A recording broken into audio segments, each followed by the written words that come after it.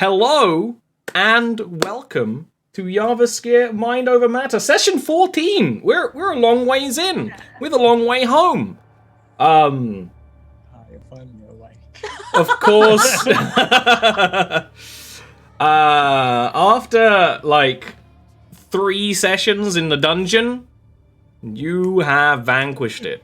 And that was a good time. I enjoyed running that dungeon for you all. I'm in a real like dungeon mood. It's funny because like the last 5 years of DMing, I'm like, dungeons, ugh. Why would you ever want to do dungeons? But that was a good time. Admittedly, it's not didn't run a dungeon the size of like original D&D dungeons.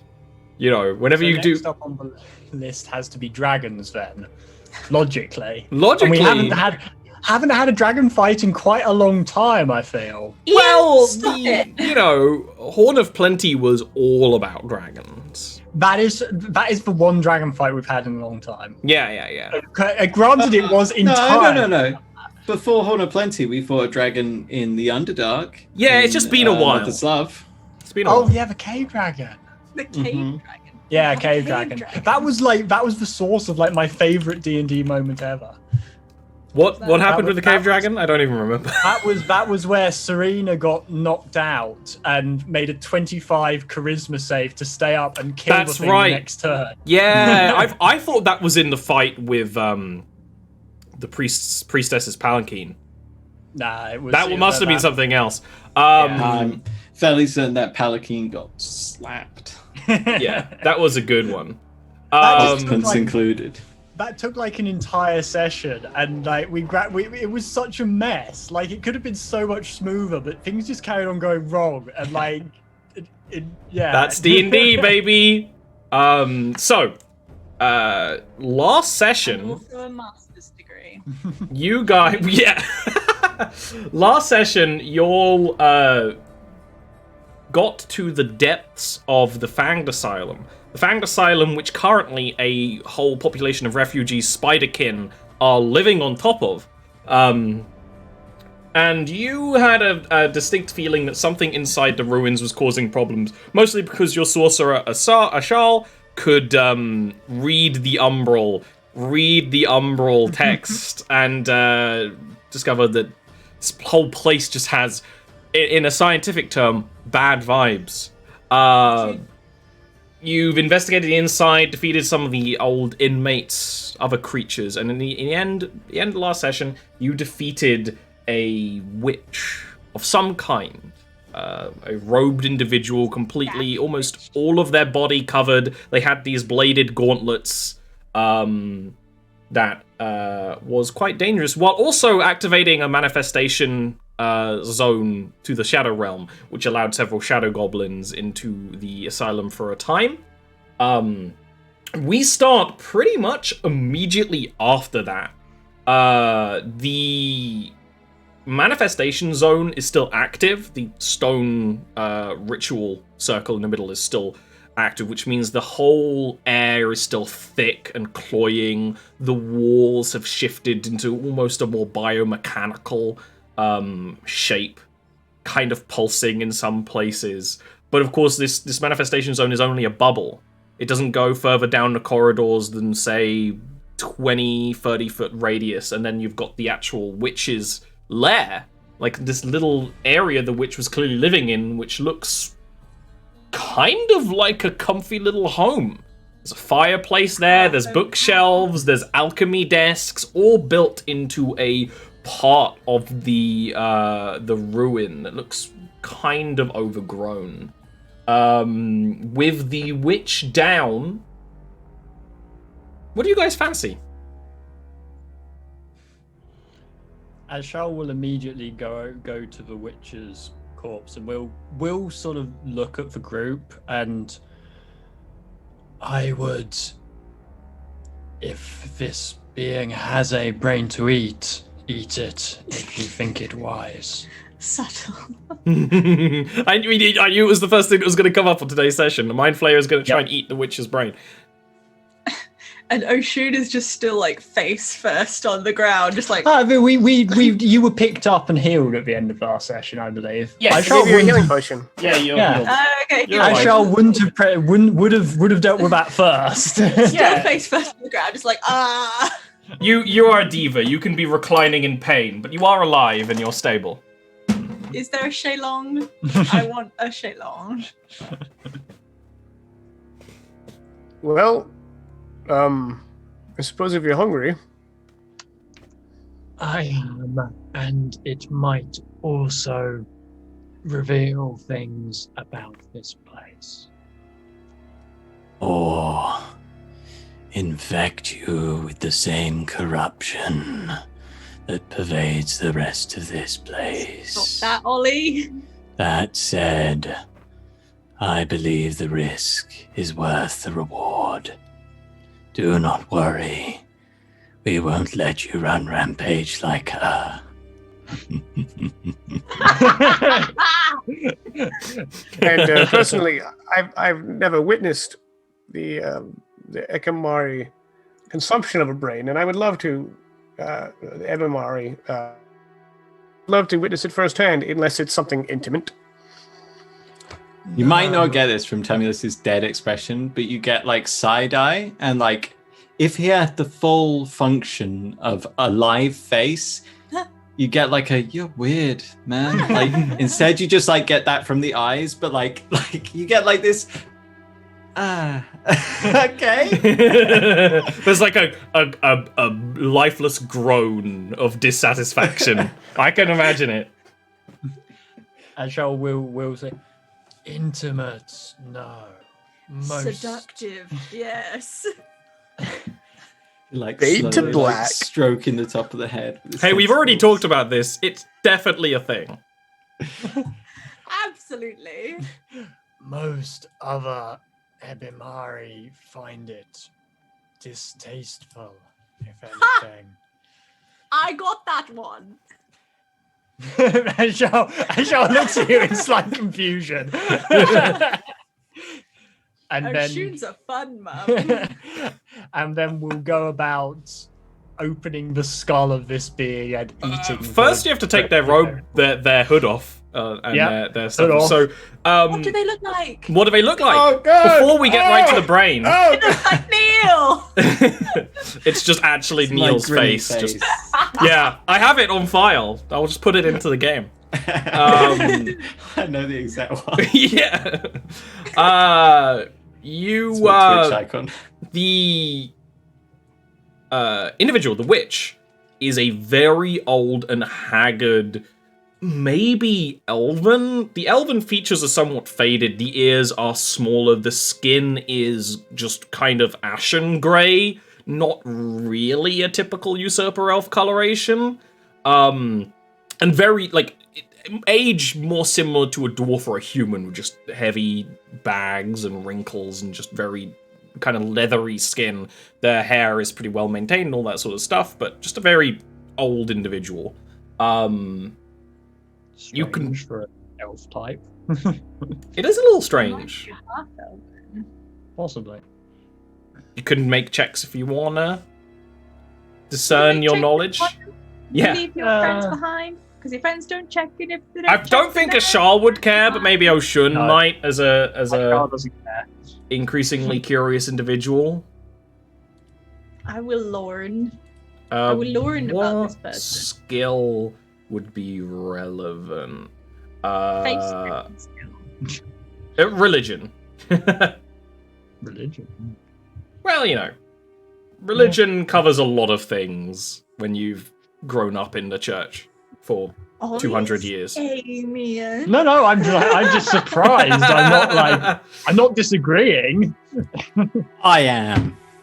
Objection. Objection. It's a good roll. It hasn't actually come up on my end yet. Okay.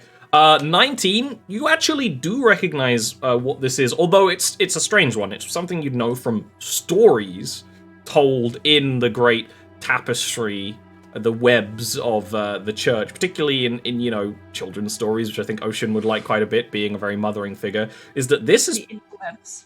this is a hag. Yeah, I realized that when you said that. But... hags are the first witches. They're which is why this is very useful to know. They bound together a very old kind of magic called elder magic, which comprises power drawn from both the realm of shadow and the Fey realm. Direct opposites to magic shouldn't work together, but it does when hags use it, and in some places other witches. Witchcraft like that is not really tolerated by the church, but of course it still happens. But yeah, it's a hag. And that would be at the very least sort of interesting. Ashal, are you going to start crunching? Nom nom nom. So, Ashal, you can take the hag, you can tentacles around the head, and then there's this crunching noise of the beak inside Nevmari's mouth just starting to kind of basically rotate. A perfect circle in the back of a hag's skull. There is a pop. The top of the skull is discarded and clatters on the ground like a spent bottle cap. And then there is a slurping sound. You don't really see much, Bogdan. Your curiosity, but you hear a lot, and you smell a lot. As a warrior, you know what brain matter smells like. You can smell it, and you can consume this Ashal. When you do, you. So he literally opened it like a can. Yeah, I shoved. Does he have a little like octopus like beak, a squid? Yes, but it yeah, the beak mechanism rotates inside the mouth So to he cut. can just go. This homie got an automatic can opener for a mouth. Ashal should invent like the service of can opener and become like incredibly wealthy. I just have this this image of like Ollie's like, you're a warrior, you know what brain smells like Bogdan just like beating people, and after a fight there's just like white matter on his halberd, and he just like goes. You telling me you wouldn't? You telling me you wouldn't? To sniff is too human. Brain's virulent. I won't touch them. Oh yeah, I won't go near you'll them. get like prions or whatever. Yeah, exactly. They're full of bad stuff. Your brain is literally toxic. You actually get a rush when you, because you haven't eaten a recently deceased living person's brain for a long time, so there is a rush. It's a very addictive feeling of consuming the last moments of their life. You feel confidence shifting to panic. You feel the machinations of the hag casting their spells and the way that it all operated inside their mind. You get a little bit more about this place, but you also get a lot about how a hag's magic works. You're actually going to get a little bit of a bonus from this. I'm going to increase your spells known by 2, but the new spells must be from the witch spell list. That's cool. I like that a lot. So you can kind of postulate on what spells you learnt from her in the future. Yes. Yo, next spellcaster, I want to eat his brain.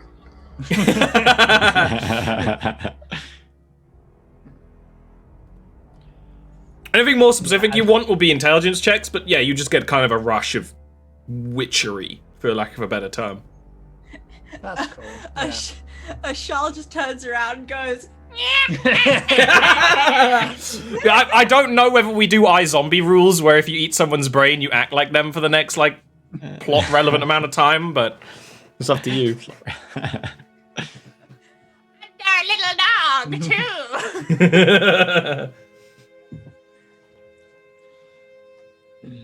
Ashal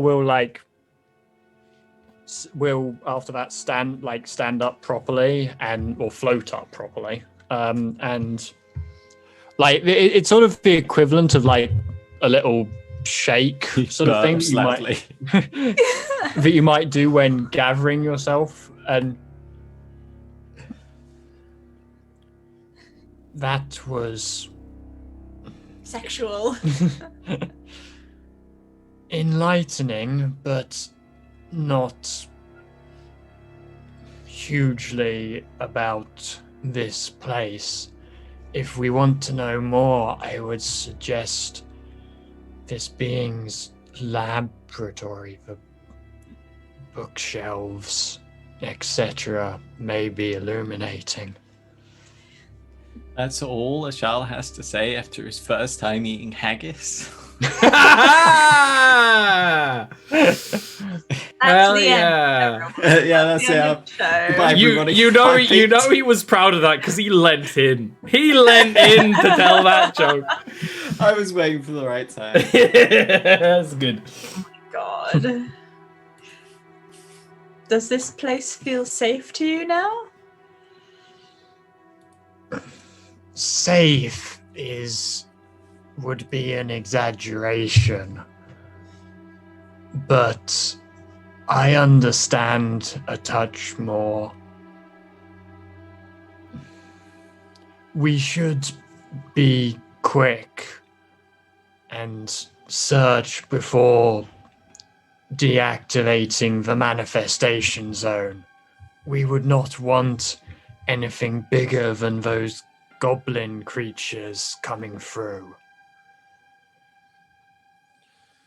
I wonder. Perhaps you may find the secrets of the witch within her books.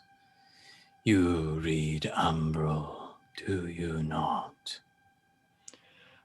I do, yes.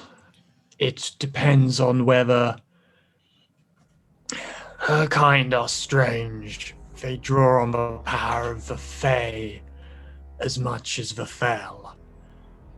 They might be written in Sylvan, which I do not understand, but I could at least interface with the books to approximate their importance. Ultimately, we need to know if we have done what we have set out to do. Will the corruption no longer seep to the surface, or do we have yet to find the source? If that's the case, and this place is now habitable, I can't see why not our spiderkin friends cannot make home safely down here. Do I have any sense, Ollie, from either the knowledge I've just gained or changes in the environment of what the... Give me an Arcana check. Roll good, roll good. Five roll gang. Good, roll good. Five, no! I nearly started saying That's five possible. gang. That's 17, good. That's okay. good. The corruption of this place will never fully leave it without very serious cleansing by mostly priests. It is possible for non-priests to cast this kind of magic. We actually talked about it before a little bit, that Ocean might be able to do some of this. Definitely the hag would have been responsible for some of the strange goings on here, but probably was mostly attracted by this place and the manifestation zone and the general bad vibes caused by just this place seeping in its own mental energies for a long time and shadow energies. It would require cleansing to be habitable. You would need more than just Ocean to do it. You would need a Wife. quite powerful priestess like Cinnabelle or someone of the sort to assist, and it would be a long process. But it could be cleansed. Yes, this place could now be cleansed. Because the hag was probably making things worse, right? By meddling and tinkering and doing all kinds of stuff. The manifestation zone could always be reactivated unless you destroy the stone circle. That is a constant. And because it's a very simple magical circle, it has a tendency for leakage. So that would need to be completely destroyed if you wanted to make this place completely safe or better warded. But it could be. It would be a process. It isn't as simple as just saying, hey, let's party in the torture asylum. Ashar will relay to the party. The hag, I believe, was attracted to this place rather than the cause of it. Theoretically, it could be cleansed by a cohort of faith wielders akin to Oshun, or a couple of powerful individuals, perhaps. It would take time, and it is certainly not safe yet. Theoretically possible, but not with the resources we have at hand right here.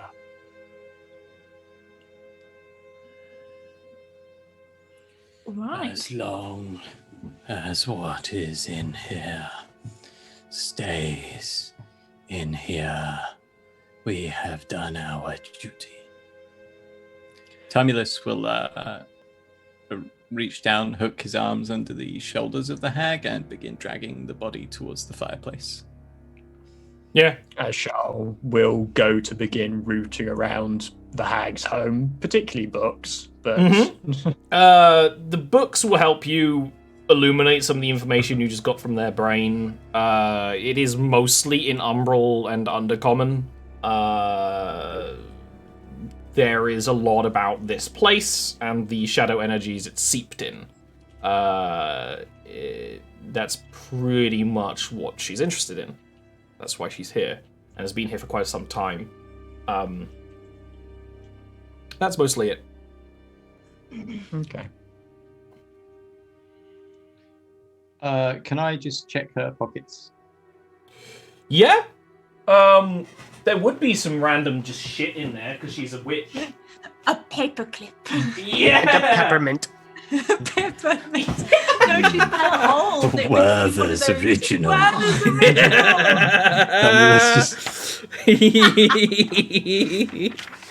Man, Werther's originals are good though. No. No, they are Those though. originals are nice. No. No, they're good though. They're I real can't- caramel, not I- this fake. But that's ass. nice sometimes to like- have I fake don't think I caramel. can even. Yeah, I like I don't like real caramel, or like because it just gets stuck in your teeth and stuff. Like, There is that. I mean the nice one that comes in like a jar. The one that I accidentally ate and didn't realize it wasn't dairy free, and I was like, no. Okay, so there is some money in her pockets. There's 110 gold, just kind of around in lots of different pockets because she's a witch. Money's on Tumulus tonight, and then I'll roll on a magic item table, see if she has anything fun in there.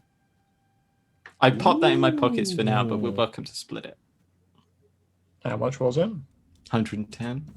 Hmm. So 27 each. Well, 25 each plus your finder's fee. Ah, when I like this guy. when you're ruffling around in the pockets, 25 it is. you do realize that the cloak she's wearing with the hood, the inside is very, very dark, even when you get close to the fireplace. The outside is this rich purple, and it seems to shift and move ever so slightly. You're not an expert, but it's definitely a magical cloak of some kind. It has the very condensed scent of this place, that kind of clinical antiseptic smell that comes with shadow magic. Cloak of cleanliness. Yeah, just recently been bleached. Tumulus just evaporates, puts it on, just goes poof. Are there any like magical reagents, equipment, such like I can snaffle from the lair? There's an alchemy kit. I'll grab an alchemy kit. Sure, why I know not? why Snapple concerning a Shal makes me just think He's his like a tentacles truffle are like- pig. He's like, He's sniffing out for magic. well done, Ashal. Well done. No, back. He's trying to eat it. I'll take the cloak. I'll pop it over my shoulder, and then I'll push the body into the fireplace. Yeah. There, it burns. It burns really well, actually. It burns. And he'll Yeah. say a prayer to Pyth to send her onto the correct afterlife. Aww. She's gonna show up after all this time and messing around with Shadow in the divine realm, and there's just gonna be like angels with clubs, like, Came to the wrong place. Came to the wrong place. Tumulus said you'd be coming. Such is a fitting mercy from Pyth. That's Right? so funny. Fear not, sinner, for even you can atone. Yeah, absolutely. And then they've got like an oversized tape player, and they push the button, and X Longevity starts playing, and then they all move in, and the camera fades to black. Yeah, Yeah, absolutely. Fades to white. You're in the divine realm. Yeah. You got to get rolled into heaven. Yeah. Unbeknownst to you, she's into it. Oh.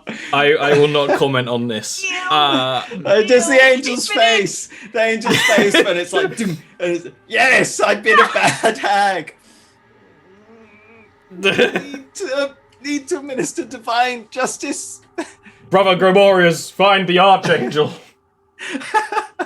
We need stronger. Anyway, Make her do math puzzles. for all we know, this is canon. We have never seen a divine realm of Pyth. For some reason, no players want to play the kind of racist, xenophobic religion of light. I don't know why people don't want to do that.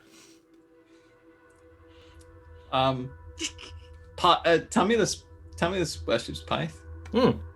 Yeah, but he's also a crusty boy. He's dead. Yeah, They don't like him. yeah, he's a pariah. So, Ashal can take some gubbins from the inside. Tumulus has burnt the body and stole the cloak. Nice. Taken? Mhm. It belongs to the dead. And the the dead dead keep it. What Keep it what would you guys want to do next?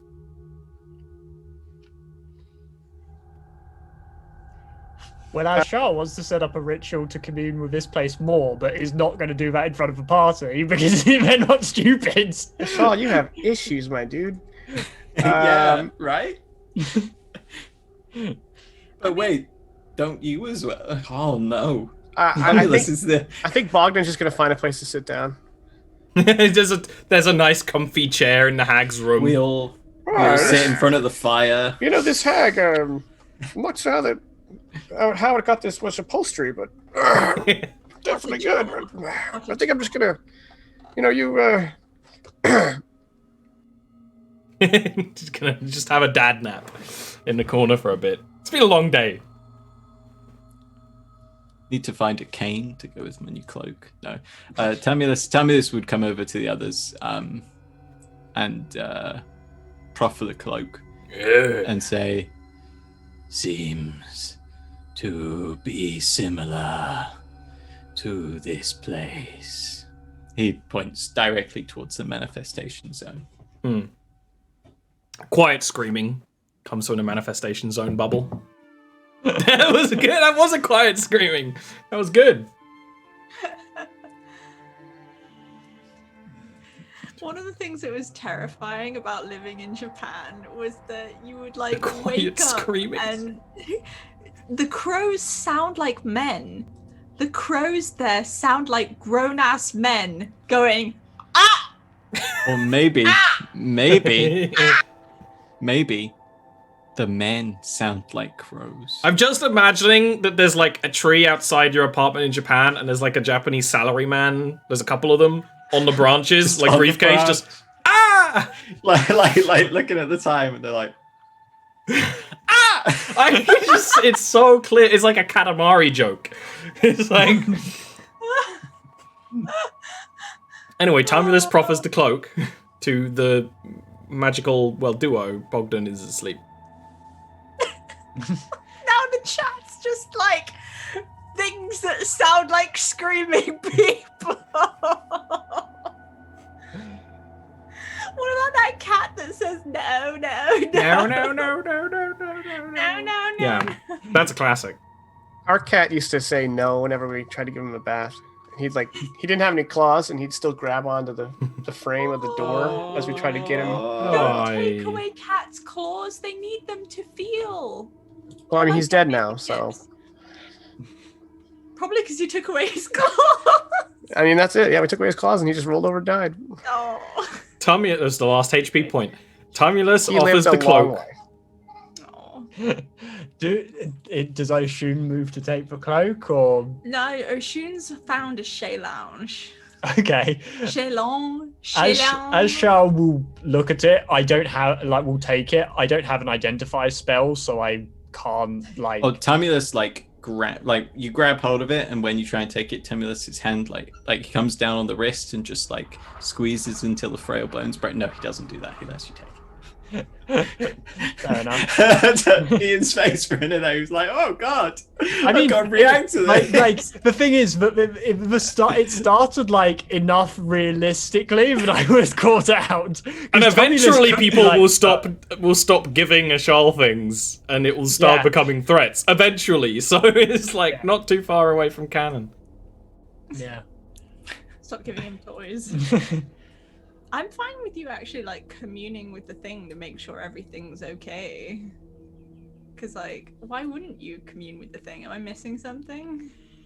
It's yeah, I mean it's directly related to Well, I think that the last time I don't think Oshun was actually Oshun wasn't there. Yeah, last time as Shao cast lawkeeping on the thing itself, and like Bogdan and Timurus are convinced that Ashal's momentarily got taken over by the thing itself, which is What? debatably accurate. Oh. But yeah, Ashal was probably not using it for good purposes. But anyway, Where is Artie? Where is my cat? on my bed. next Fetch door. her. I do have exciting news about Artie at some point, but you get that as a reward when you destroy this magic circle. It's an end of a stream banger. Okay. Cat okay. news. Yes. are we resting here for a time before going back up? I was only resting my eyes. Ah!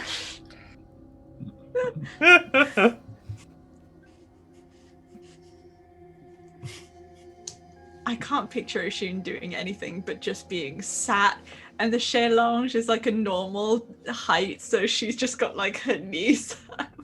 Just like This manifestation zone.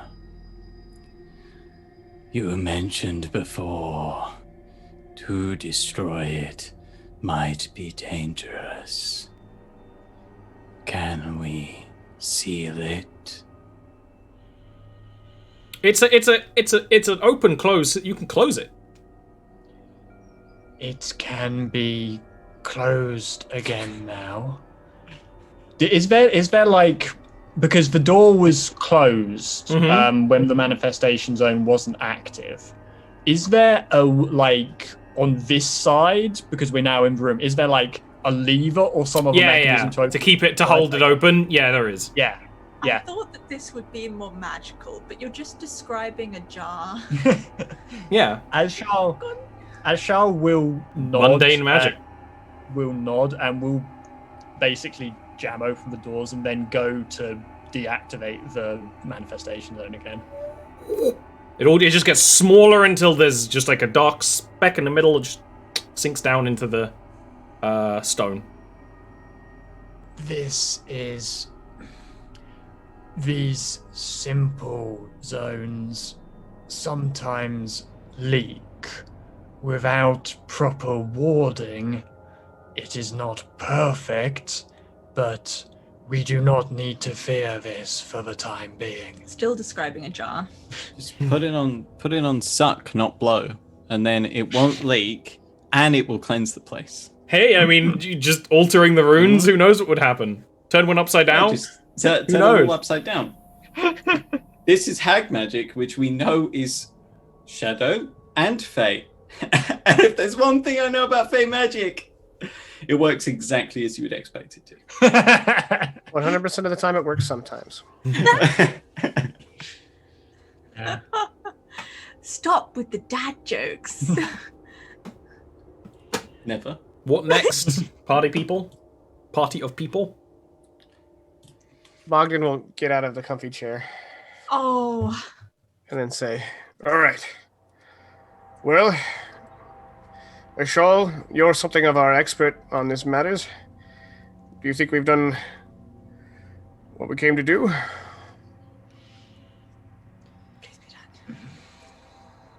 As well as we can for the time being.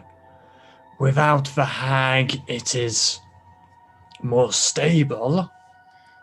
It is not... The danger has not gone, but it should not spill out, I would not have thought.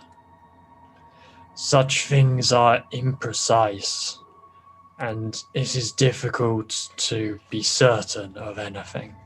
We should find someone who knows how to properly deal with this thing. For example, a priest, or maybe even a woman who lives in a cottage with an adopted child. Just off the top of my head. It sounds as though this asylum is some kind of magical wound on the Underdark, and this hag was something of an infection. That is a accurate analogy, yes. And we need a healer to cleanse the wound now that we have flushed out the infection. Or more likely, a number of healers. This is a very old wound. Well, we are far from my home, and I do not have those resources. Oshun, do you think you can muster up some healers? Yes. If this is a wound, why not cauterize it? Well, a wound that might explode, I imagine. I'm sorry, I'm no good with poetry. I never have been. I feel that is where the analogy breaks down. Oh, let's do away with the analogy then. It was very beautiful when Bogdan spoke, but this is clearly more complex. I had way too much fun saying complex. Yeah. So cleansing fire it is then, yeah. Like a true warrior of Pyth. I don't understand it. Gotta burn. Gotta burn. There is the small issue of whether or not this mad priestess, prophetess, queen, I forgot.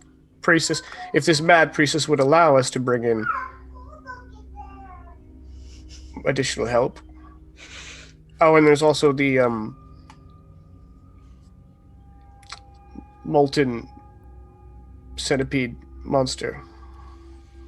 Yes. Oh, shoot. I fear we will have to deal with that in some way or another. Lead when him we leave. into the asylum. Have him burn the thing. On the other hand, to cleanse the asylum prior to the removal, my tongue is slightly rotten. Prior to the removal of that creature may spell doom for many who live here. It stopped at the borders of this place. This place is what keeps it away. Wild creatures are peculiarly sensitive to such. Or this place and the hug, or the the priestess. Wouldn't you say? Hug. Umlaut. Umlaut. The priestess seemed more feared than a protector. Well, we still have very great many questions and not a lot of answers. Stop that. Stop it. DM joy. I've learned to fear it. It's just a typical D&D game with me. Getting a lot of questions and not many answers. And eventually it just adds up and up and up and then the game ends. We have done as Ochua asked of us, no. Perhaps our help could be of greater use elsewhere. It is It- true we could gather professionals to continue on, and then keep tabs on the residents. I feel like that would be the responsible thing to do. We shall alert the usurper elves of the situation, and then we'll return to Oakshire. For further instructions? I'm not sure I entirely trust the peoples of Narashiro to care for the Spider King, but a few trusted and interested parties, perhaps. I think Cinnabelle is occupied, and I don't necessarily think that the charming snake lady. Lady Variant, Yes, that one. the Medusa. I'm sticking with charming snake lady. Which They're is both actually starving offensive, because technically, I am a charming spider lady. Would necessarily do it without a catch. And one of the little face things does go, yeah. They're very mobile. I use them to attract mates.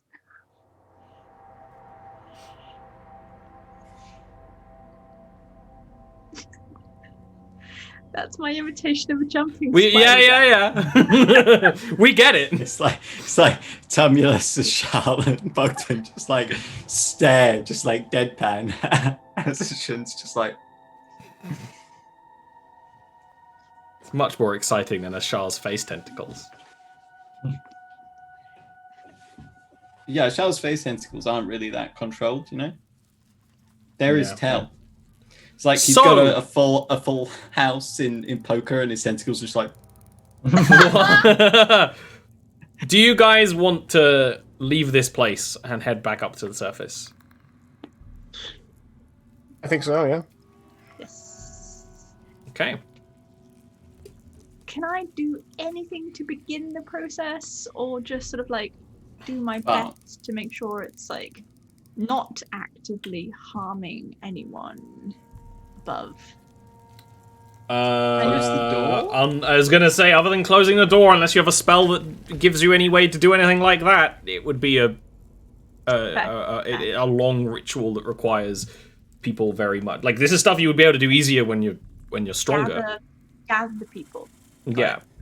How is the front door constructed when we get out there, though? So there was that warding of chains, which you could put back up, but the warding isn't in place.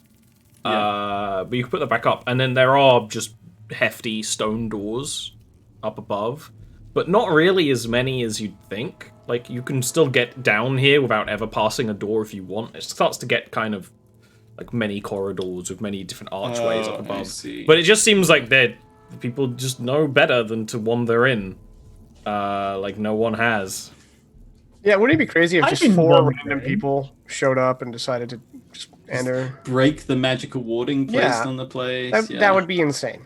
Like, just went straight up to the warning face scroll that like possesses them or something. Who would do Yeah, that? I mean, Yeah, like This is what I've been saying the whole time!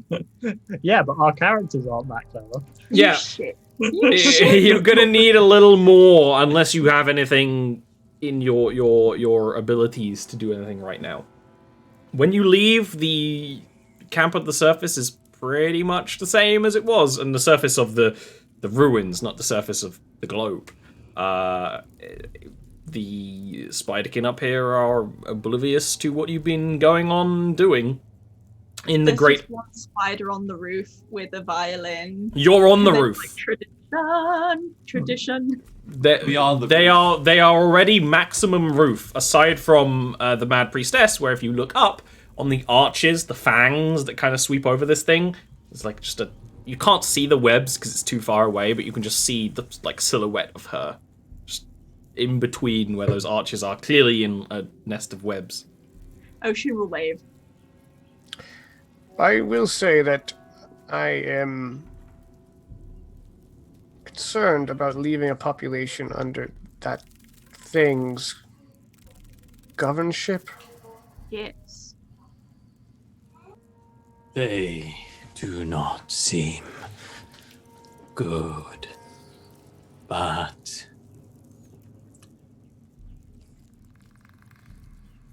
they are rather large.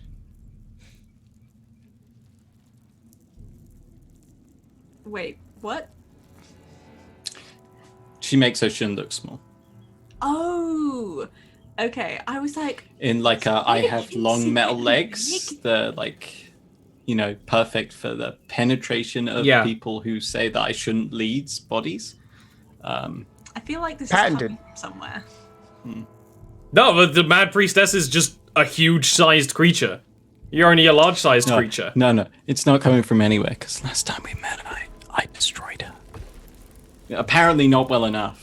With level 8 characters, yes, or was it 9? I can't remember. Was it before or after you dropped the ball?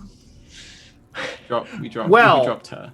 We dropped her off a building. All irrelevant, right? All you know right now is that she's up there. If you want to talk to her, you can make it known you want to talk to her. If you want to talk to the Spiderkin, you know the Elder that's willing to speak to you. It's kind of up to the lot of y'all. Right now, you've got multiple suggestions about what to do next. No. I mean, realistically, we're going to have to rest a night here anyway, Yeah. because we're in no state to fight the fire centipede. So, it's up God, to I what do forgot we about want? that. What Are we do fighting want? the fire centipede? Well, I mean, even if we don't fight it, we don't want to. Die. I wouldn't. Yeah, I dig. I wouldn't suggest crossing the path in Yeah. our current state. Yeah, so we're gonna stay here at least another Yeah. yeah. So whatever amounts to a day. Yeah, another long rest. It's kind of up to you. You came in right after a rest, so you might be messing up your sleep schedules a little, but who cares? No one has sleep schedules down here anyway. It's just permanent chaos. So in that process of resting here, you already made a camp last time. Is there anything any of you all want to do? Conversations you want to have with each other or other people? You want to talk to the Elder? The priestess. Okay. Which one first? Well, you guys go as well. What did you want to do? Oh, I'm looking for an opportunity to sneak back and commune with Aurelius. Ashal's doing what Ashal wants to do. What about the two well-behaved children? Can't believe you. It's Can't believe forbidden you've done this. knowledge. Bogdan, Tumulus, anything you guys want to do while you're resting? Like, it's totally fine just to sit and rest for a while. Sweet, Shy shy baby. Now you're just a chaos goblin. Tamulus would at some point speak to Drea, who was waiting outside, right? Yes, Jaya was waiting outside. Bogdan, what would you like to do during this whole resting period of 8 hours? I don't know. Bogdan doesn't really have hobbies. He just wants to, reclaim the Black Jaw. Yeah. You could always follow someone else on their activities. You could go with Ocean, because you know Ocean's going to be diplomacying. My You could shadow. Babysit Ashal because you know that he needs it. I'm tempted to keep an eye on a shell. I think Bogdan will read the room and babysit a shawl. Okay, so like you set up the camp and it's like, fair, though. everyone can rest. And then Ashal's like, good. And then Bogdan just like sits next to Ashal, like very poignantly. And you're like, What's Ashal even done at this point? Ashal can definitely talk his way through this. Yeah. Bogdan it'll be fun. Bogdan takes off his chainmail and he's like, "Sure, I'll hold this for a moment," and just lays it on him. And then just like, cleans his weapons and all of his gear meticulously. Oh, that. Crushes a shell's bone. Yeah, Pretty this, much would. this kills the crab. This kills the man. Oh no. Okay, so while that's happening, let's go with Oceans first, talking with the... Is it Elder first or Priestess first? Elder first. Okay. The Spiderkin Elder is in the same place as they were before, just these sort of, all the little tents are kind of... There's maybe some logic to it, but it's hard to work out. But there is a sort of circle of tents and a little fire where things are sometimes cooked, where this Elder is. With a staff. They're poking the fire with the end of their staff. a creaky old, starting to grey and crack spiderkin. They will acknowledge your presence with a little wiggling of the face parts. But You need some shea butter for that. yeah, she does. What do you want to chat with her about? You know, there was no like fanfare. It seems like they didn't really know what you were doing. But you were under them.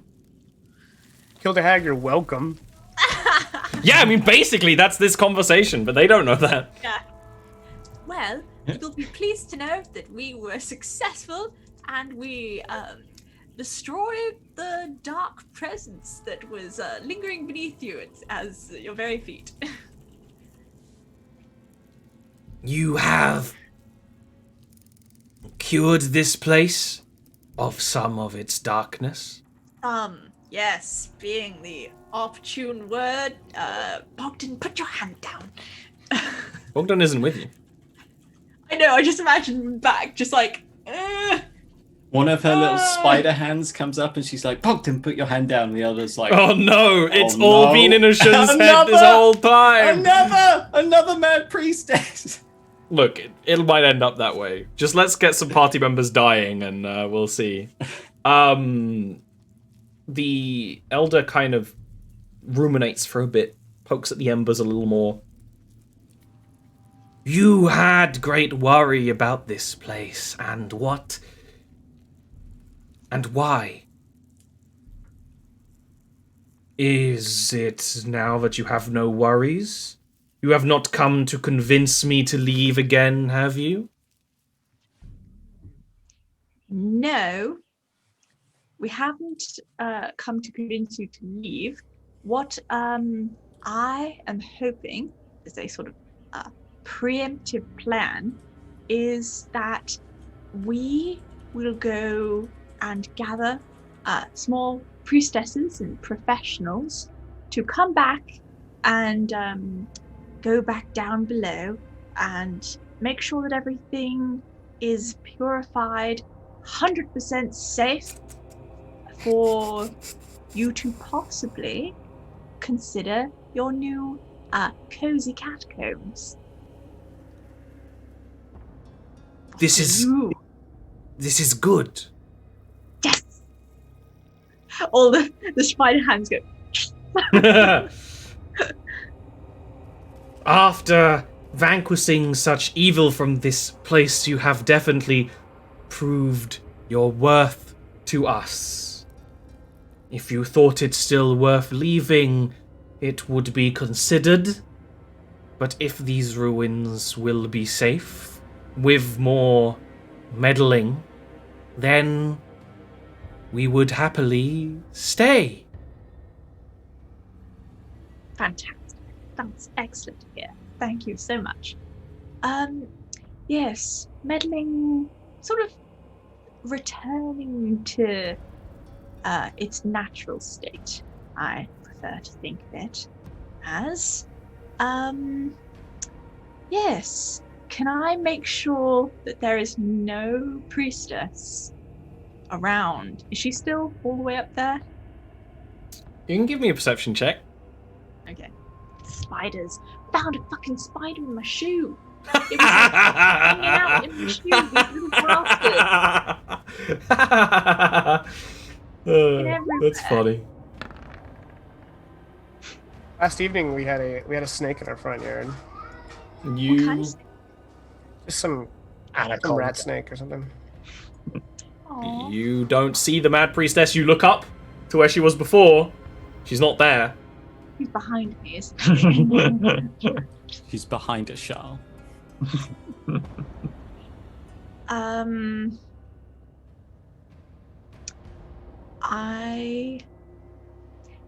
anyone have a piece of paper? Is I this to the can't even believe you. Spiderkin Stop or is this to bringing the it camp? Because these are two different places. General. We're not in the same room. There are like 2,000 people here. It's a reference. It is. You are a ways away from each other. Oh. You're not You're within not like even in a shouting room. distance. You're Yeah, in a tent. you're not even in a tent. You're outside it. Yeah. So right now you're with the Spiderkin Elder, and there's like 5 other Spiderkin within Oh, earshot. for some reason I thought that the room with the elder was like the same room that we had been in when we found the ruins. No rooms, all on the roof. Okay.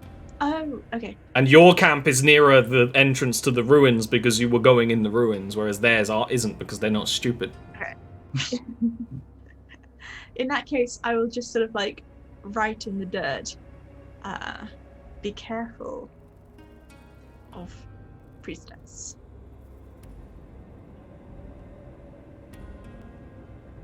We Can are you read? we are careful by nature. I described your people as meddling, not as insult, but as fact. You True that. are not the first to come and meddle, and she is not the first. And the people you bring will not be the last, most likely. It is the nature of your people to meddle and control the world around them. It is not inherently a negative quality. It's true. It gets people into many scrapes. However, it is very difficult to separate one's motivation from the meddling, if their heart is in the right place. But I do agree, there's a certain amount that should be let alone for the good of all. Yes. I suppose I'm just trying to help where I can those who are less fortunate.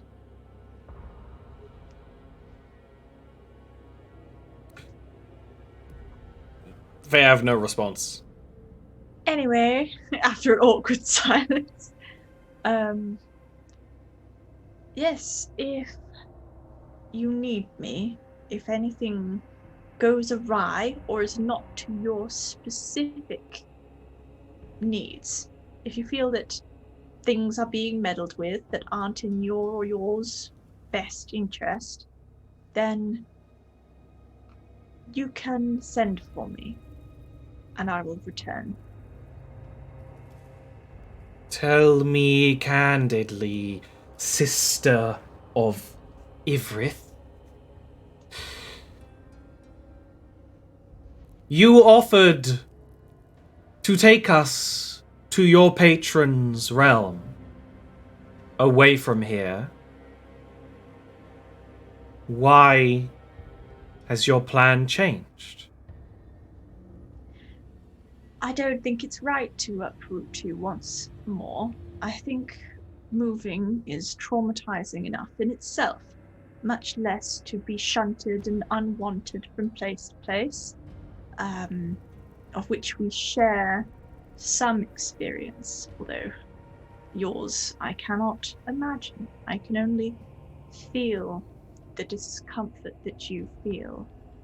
And I would rather you have your place to call your own, that being the safest place possible. And right now, I wouldn't trust this place completely. Not yet. The priestess has mentioned the security of this place is almost infallible. Almost. She Yes. knows of a element that would make this place a danger and knows how to remove it and has not been able to do so without protecting us. Oh, really? Well, I'd like to understand what exactly that element is, but if it's the same thing that we are trying to make safe, then that speaks very highly for her. It may Machination. be. It may be. During this conversation, she stood causing a kind of like chitinous crack from elements of the body shifting and moving, and then we'll just head into their tent. Conversation over. I feel called out.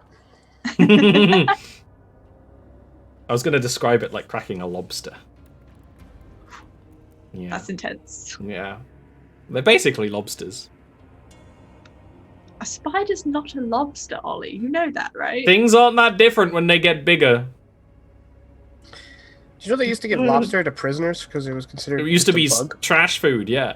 Yeah. For sure. You're joking. Yeah.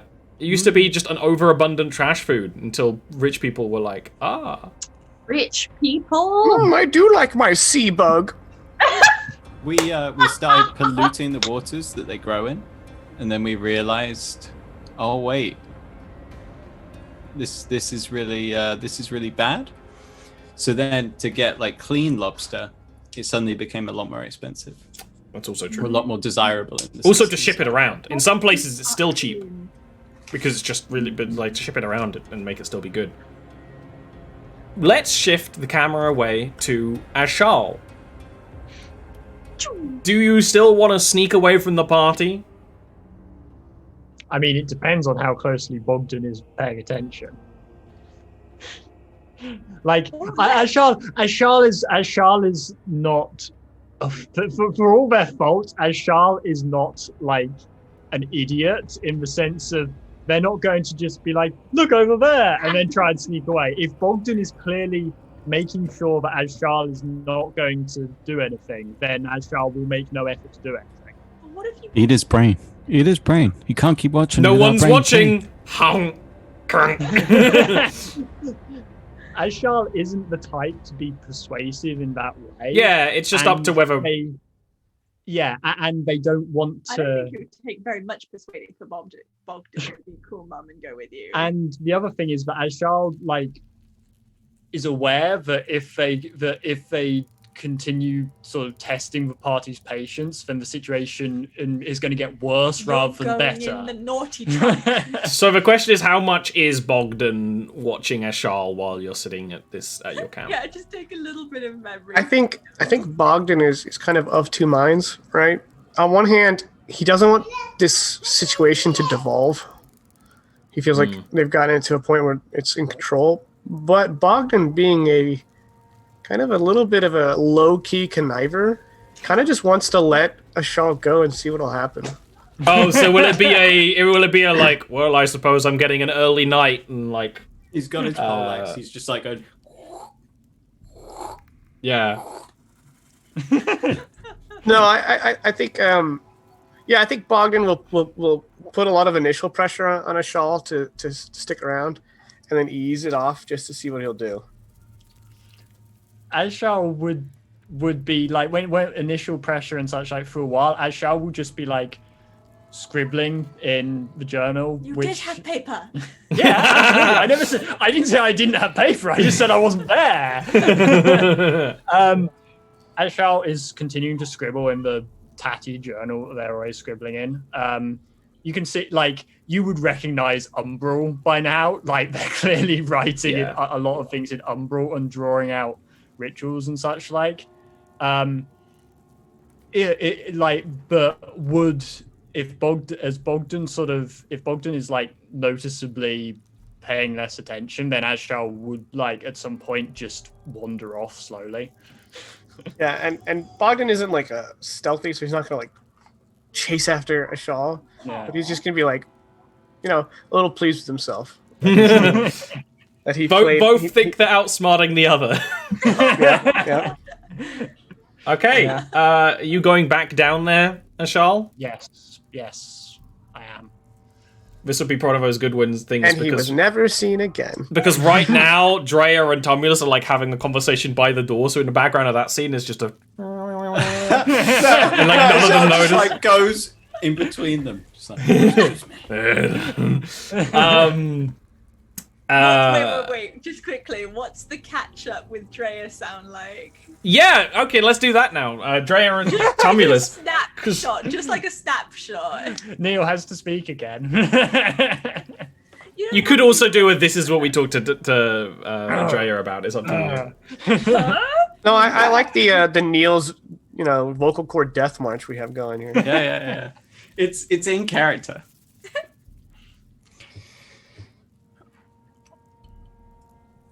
Bitches be cray. So Dre's just been waiting outside this entire time. Dre's been waiting outside. There would have been there would have been we did it. Like you would have mentioned to her roughly what happened and then started setting up camp, but she's still kind of there. She's still waiting near the door, but not like by the door. That's just kind of where she's hanging out at this point. Semi-meditating, semi-watching the Spiderkin, semi-watching the Mad Priestess. She's got many things going on.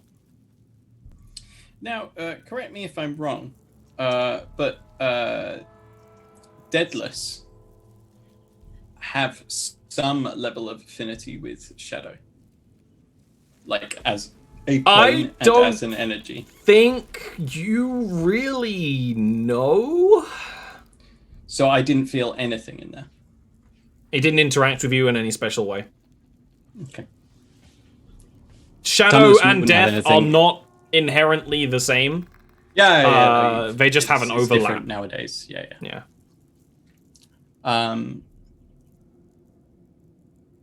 Tamils wouldn't have anything interesting to say about the like what went on in there.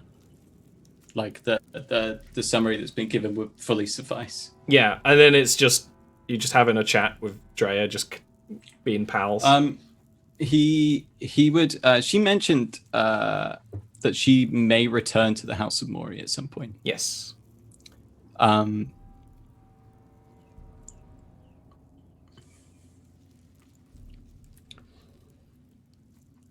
What we saw down there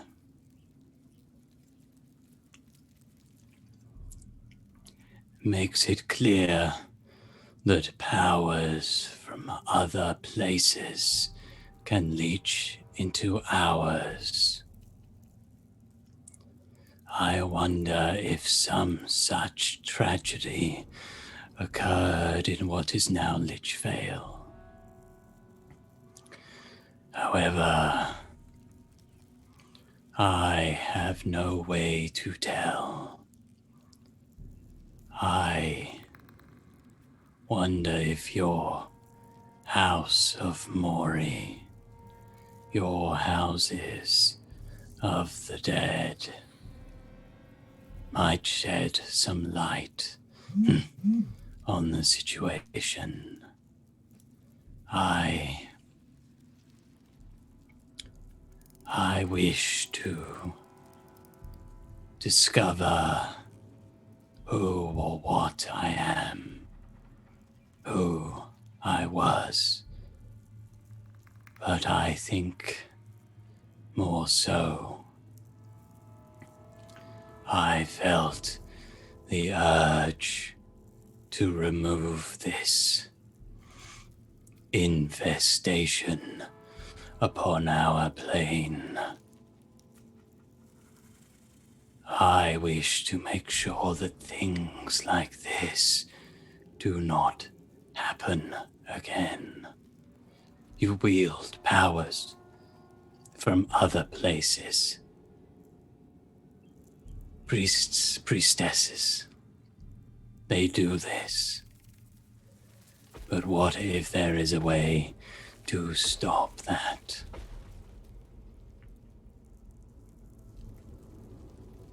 During all of this, Drea has been sharpening her scythe. And she would have been doing it while you were speaking, like repeated like shing, shing, shing, or like holding a whetstone over the blades. She will stop. She will kind of adjust the scythe on the bit of stone that she was working on into clearly a more ritualistic position, and just turn to you.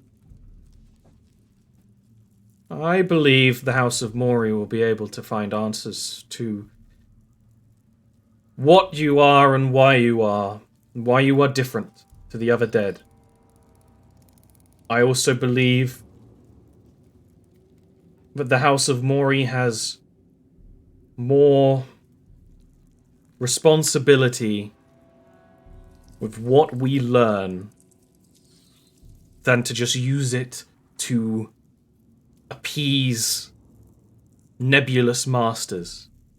So many of my sisters learn how to harness the power of their own soul,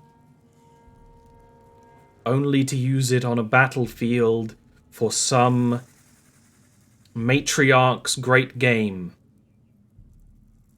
For a game of Traitor's Run played on Narashiro itself. Even more would likely die on the surface. When I first met your lady, and she'll motion to like Ocean, in the distance, I was taking responsibility. I have an innate understanding of the dead, and I believe that making sure that they cannot do harm, or in better yet, can do good, is important. I believe we share that goal. I believe the House of Mori can share that goal. If you would like to come with me to my house, it would be a selfish act for me to ask you, an act not befitting of a samurai, even one who has already been exiled. But it would be in both of our interests, I believe. I think the lady would be heartbroken to lose us, but we would return stronger in time.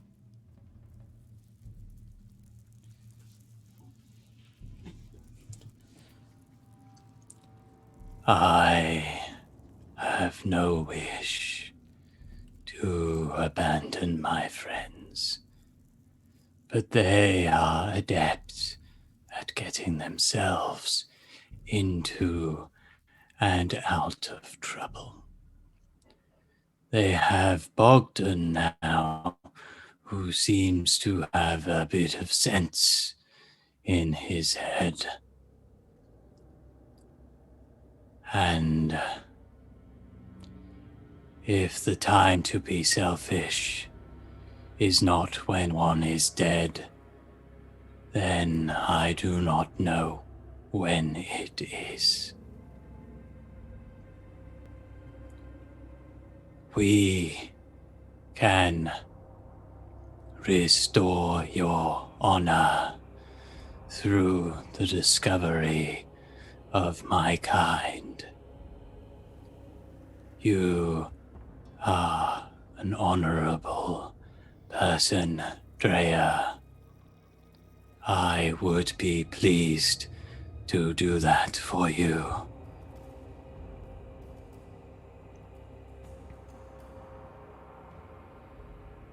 Then I suppose the only question left is when. When our affairs are done here? Unfortunately, the time I have is not unlimited. Although my spirit has not weakened, my body continues to decay. I only have a few more years before I am returned to the earth I clawed out of. That is not much time to decipher the secrets of souls and death. Drea nods. She will stand. She will put a hand on your shoulder. And then she smiles. She doesn't smile much. It's a bit like when Tumulus smiles. It's a little... The biomechanics don't exactly work very well. You will be the one to tell Oshun that we are leaving. But when we leave this place, and she inevitably seeks out more priests, that would be the wisest time. And then she will walk past you, picking up her things, and heading to the camp. At some point during that, I shall. and went further back into the Tentacle ruins. Yeah, he's on the ground, just pulling himself along with the face. That's what the babies do. Aww, and then they attach. Yay. Where in the ruins do you want to head to? Do you want to head to the hags? Where in the ruins will the sorcerer mingle? It's like the hag's place is probably actually, ironically, I imagine the hag's room itself is probably one of the worst points because her room itself was probably relatively warded, or at least somewhat protected. That would be a logical thought process. Ashal would, for lack of a better term, Ashal would seek out the place that has the worst vibes. Would like try and get like a the feel. prisoner cells. Yeah, and try and find. Ends up in the showers. Charles is back checking. Funny thing is, there was a showers area of that map you didn't find. Oh my god. You head down into the areas of the prison cells where Put your health back up right now. I haven't. we I'm haven't rested. rested yet. Everyone's health is still the same as where it was. Spell slots are still the same as where it was. So when, Ashal, you realize you aren't alone, you might have a moment of panic. There is a... ka-thunk, ka-thunk, ka-thunk, ka-thunk. The Mad Priestess comes Eat 'em down the alive! corridor Eat 'em alive! from further in the ruins. But I didn't think you wanted to play one this badly. She is almost too big for some areas of this place, and show. She's cleansed it. This is her redemption arc. It seems like she was in the hags area, maybe going through the areas that you just explored, and you can't read the emotion on the Mad Priestess's face because it is probably showing about 3 at once. Due to the multiple eyes, the secondary mouth, things like that.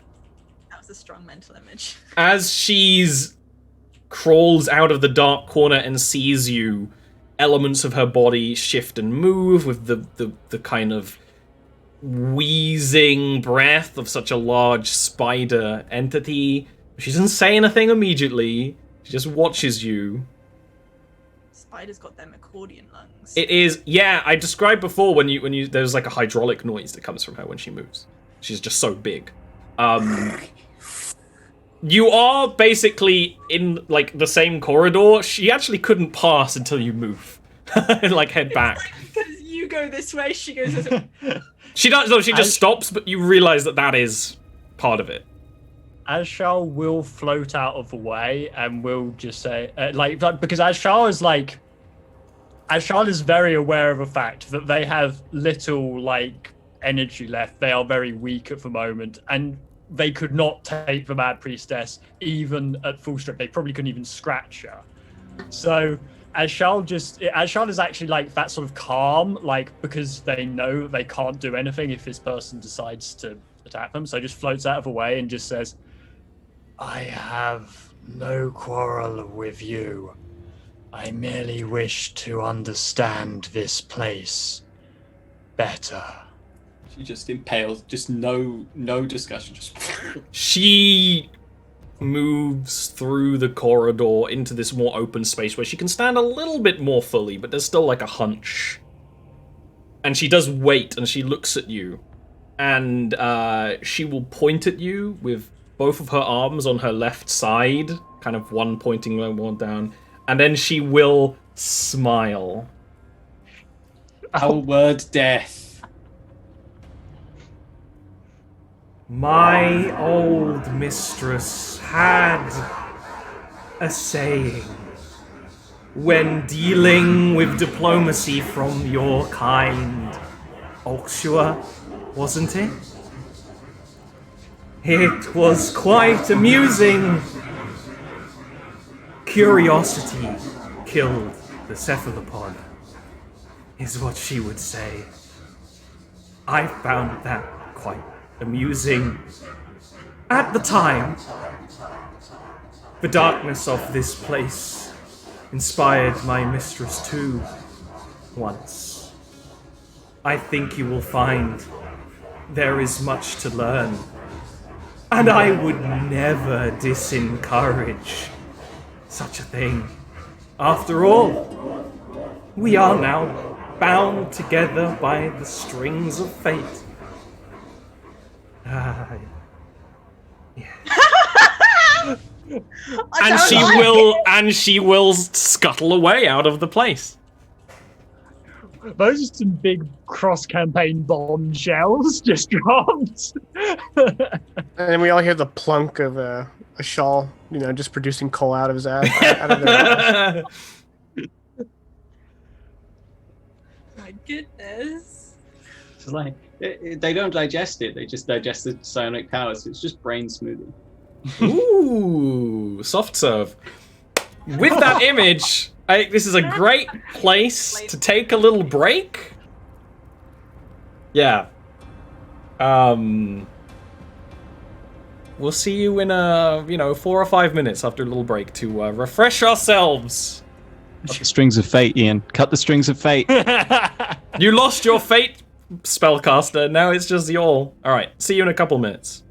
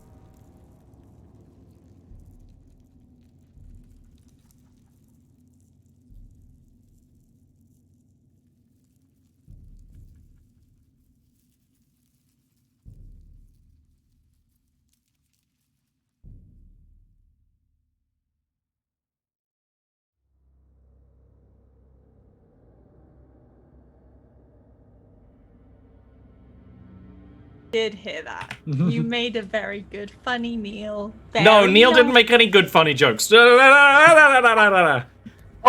of here! Fake news here at the Ollie News Network. As Charles, is there anything you'd like to do now that the Mad Priestess has left the building? I would like to continue exactly what I was doing. Okay. I would like to pick myself off the floor from the So people.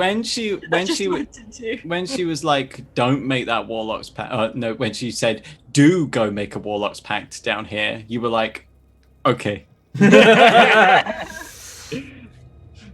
She's just a supportive friend. Don't be scared of her just because she's 100% cursed. And evil. I mean, I'm 100% cursed. It's true. I'm pretty Okay. sure Charlotte is pretty high percent cursed already. Well, you know, it depends whether you see sorcery as a curse. As Charlotte does. All right, so you're gonna be paddling around down here in the shadow essences, working out some stuff. Working out some stuff, setting up my ritual to.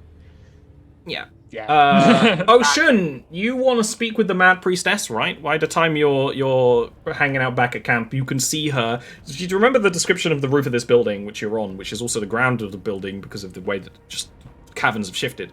There is essentially like a stage where those big overhangs are, and no one has any tents or anything up there.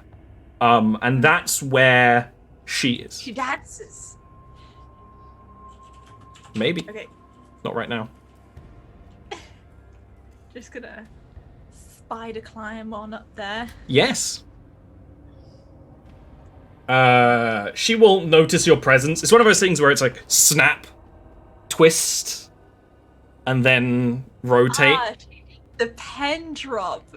And what is it? I know what you're doing. My wife loves this movie. It's the bend and snap. Okay. The bend and snap. Bend and snaps. And then she will do an Ian, and she'll put her hands together like this, kind of waiting for you to talk to her, Oh knowing. my God. She's doing that because she just ate a shell.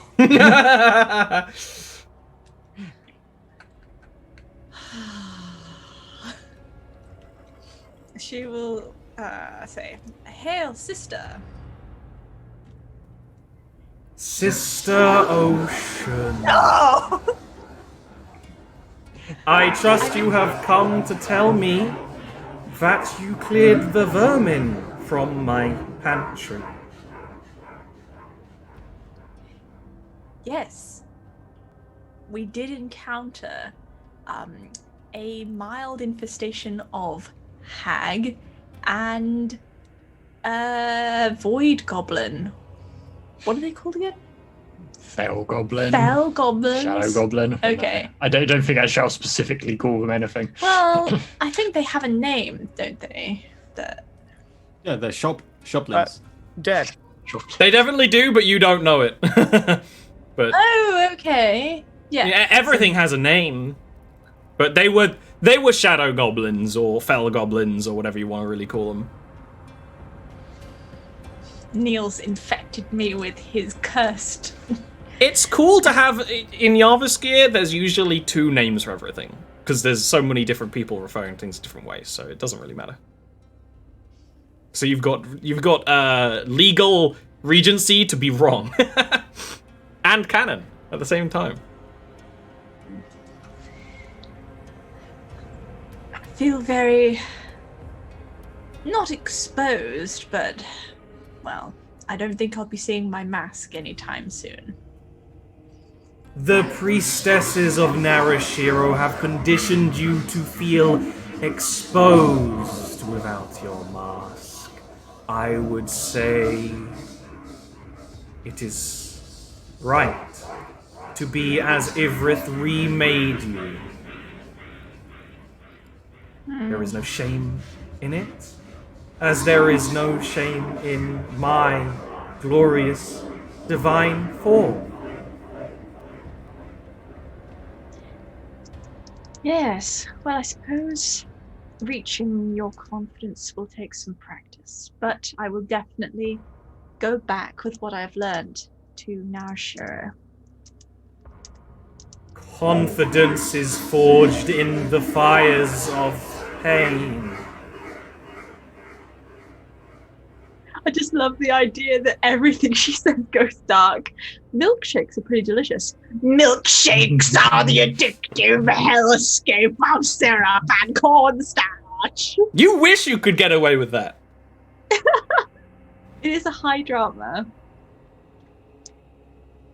May I inquire as to your reason for bringing all of these beings together in one place?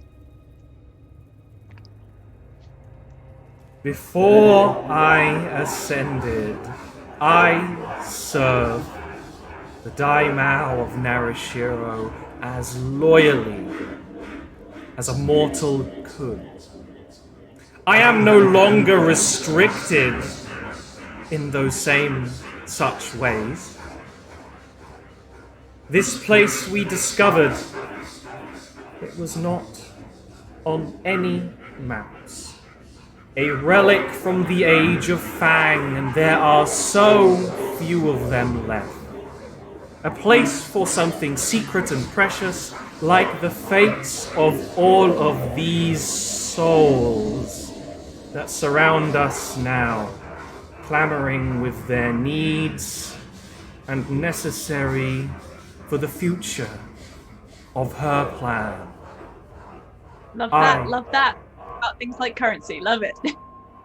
I know that this place is thoroughly hidden away. It does not want to be found. There is but one missing step. There is one map that holds this place upon its scripture, and with that removed, then the fanged ruins will be safe, safe, safe. For what happens next? Please forgive me for inquiring, but what would someone as confident as you have to wish to be secreted away from? Is it something that we should all be worried about? My worries are mine and mine ladies alone. But what you see as confidence is honed and sharpened anxieties. One cannot be confident when there is much to worry about. If there is even 1% chance that the webbed fate of Idrith will fail, then all of our existence would be... I'm sorry. What was it you were asking me? I'm asking you if you would let me aid you in what way I can. I understand if I am overstepping. No, you and your allies are the perfect tool. I cannot leave this place and leave the souls that clamor for my attention. No. But you... Plus, you are more subtle than I. And you are a being of Ivris love and affection. Where you go, there need not be the bloodshed and screaming that travels with my own chitinous carapace. There need not be the bloodshed and screaming. I'd vote for her. I would beg you to travel to the House of Nor, a place quite as ancient as this. They have a map, the only map from the Age of Fang that would give away this most precious location, and why it remains so precious, even while your sorcerer lurks below, that is. I hope he doesn't drain every drop of darkness from the walls. She fucking outed me! She outed me, damn it! Hey, Lamau! I expect that you would have no trouble finding the House of Nor. In the shrines behind it, you will find this ancient scroll. It must be destroyed, of course, burned to ashes. You wish the scroll to be destroyed? It holds only purpose as a monument to potential failure.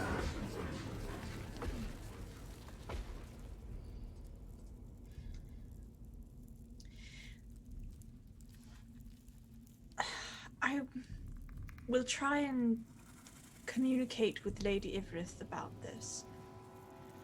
Because Your connection with her is so strong, and yet different to mine, as all children's purposes are different to their sires. But I will do what I can.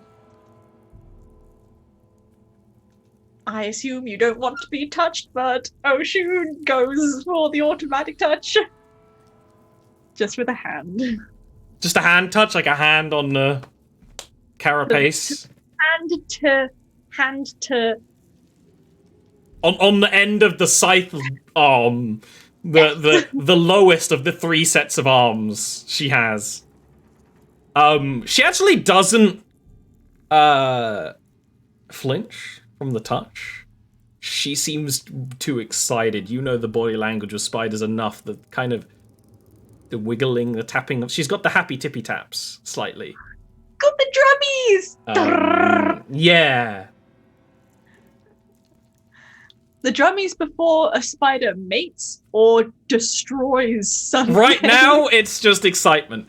She will wait until you turn to leave. Of course, because she's a fucking shitster. She'll talk to you when you've gone 10 feet or so away.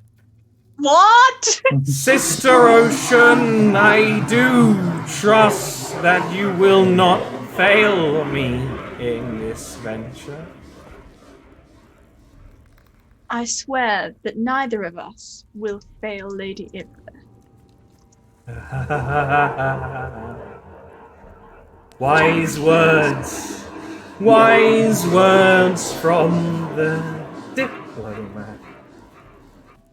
And she will kind of just scurry away and start climbing back up the arches of the ruin. Ocean's gonna tap that. Wow. Hell yeah. That's it's like the evolution of the Rakaf school of thought. Rakaf is let's make friends with every shady person. Ocean's is let's bang them. I didn't know Ocean was a bard. Well, I mean, when you're that pregnant, your libido, you know. Yeah, true. Exactly. What would you like to do? I'm just going to walk away and then pick up a little bit of speed and then just go to the camp and just be like, where's the shawl? At this point, Dreyer and Tumulus will probably be back at the camp too. Look at you! Gonna look right at you! Yeah. Bogdan is finishing his maintenance on his poleaxe, and without even looking up at Oshun, he'll say, "I believe he wanted to go back down into the asylum." Now, this is going to be a bit of creative license because I can't actually influence anything and I cannot roll to influence anything unless Ollie lets me.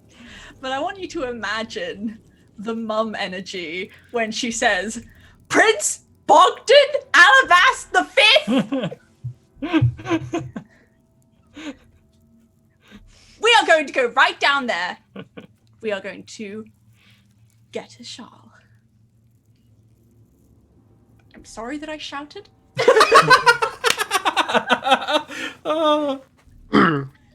The shawl is an adult and also a coward. One would wager any trouble and they would come running right out. one would wager. Yet, in some respects, you are all my children, and children get lost.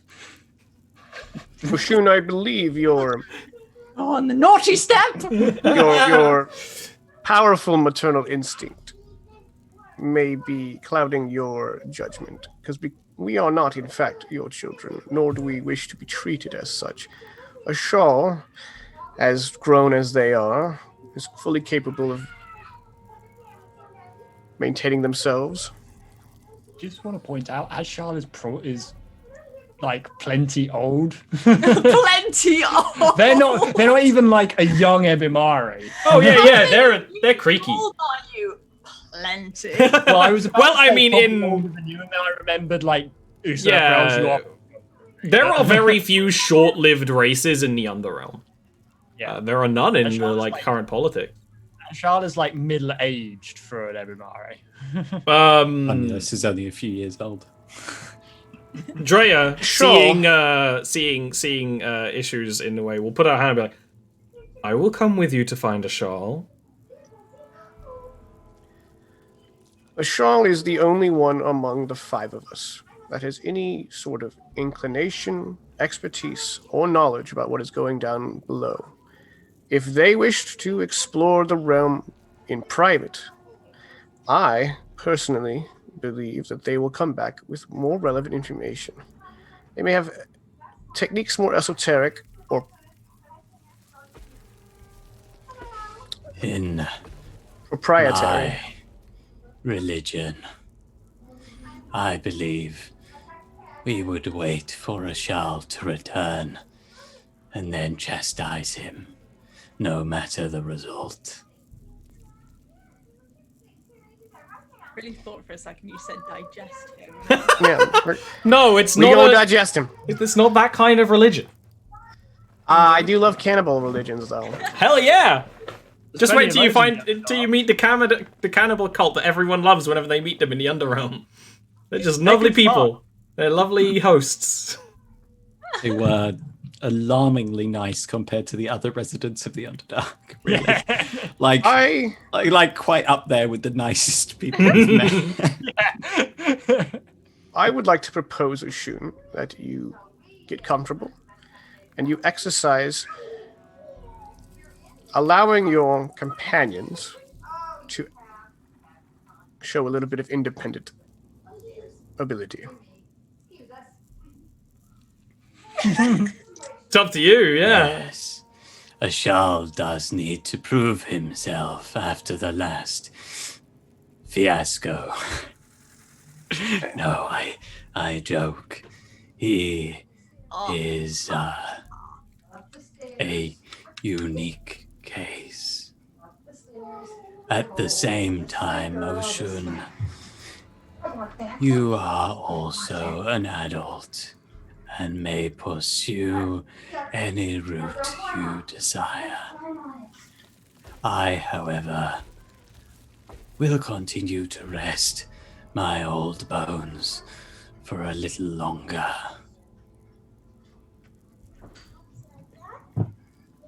He gives you what's supposed to be like a pleasant smile. Yeah. And Bogdan is just rather, just kind of like has an air of indignation, and then he like folds his armor up and says, "I'm going to catch a few winks. Alert me if anything needs to be vanquished." Oshun will say, what you've all said is true, but it is also true that all adults are someone's children. And she will head into the catacombs. Drea will come with you. Yes! It is not very far in that you find a shawl. I'm gonna find an ear. I'm gonna find one. There's a piece of flesh that may have been an ear on a Charles' host body. You just like tear it clean off, and you're like, "Oh my god, I'm so." Grab him by like the scruff of the hood. Joke's on you though, because Ebamari grow false ears so that Yeah, so they can get craft away ears, they from- come off. Like a lizard, As yeah. Ashal floats further into the catacombs.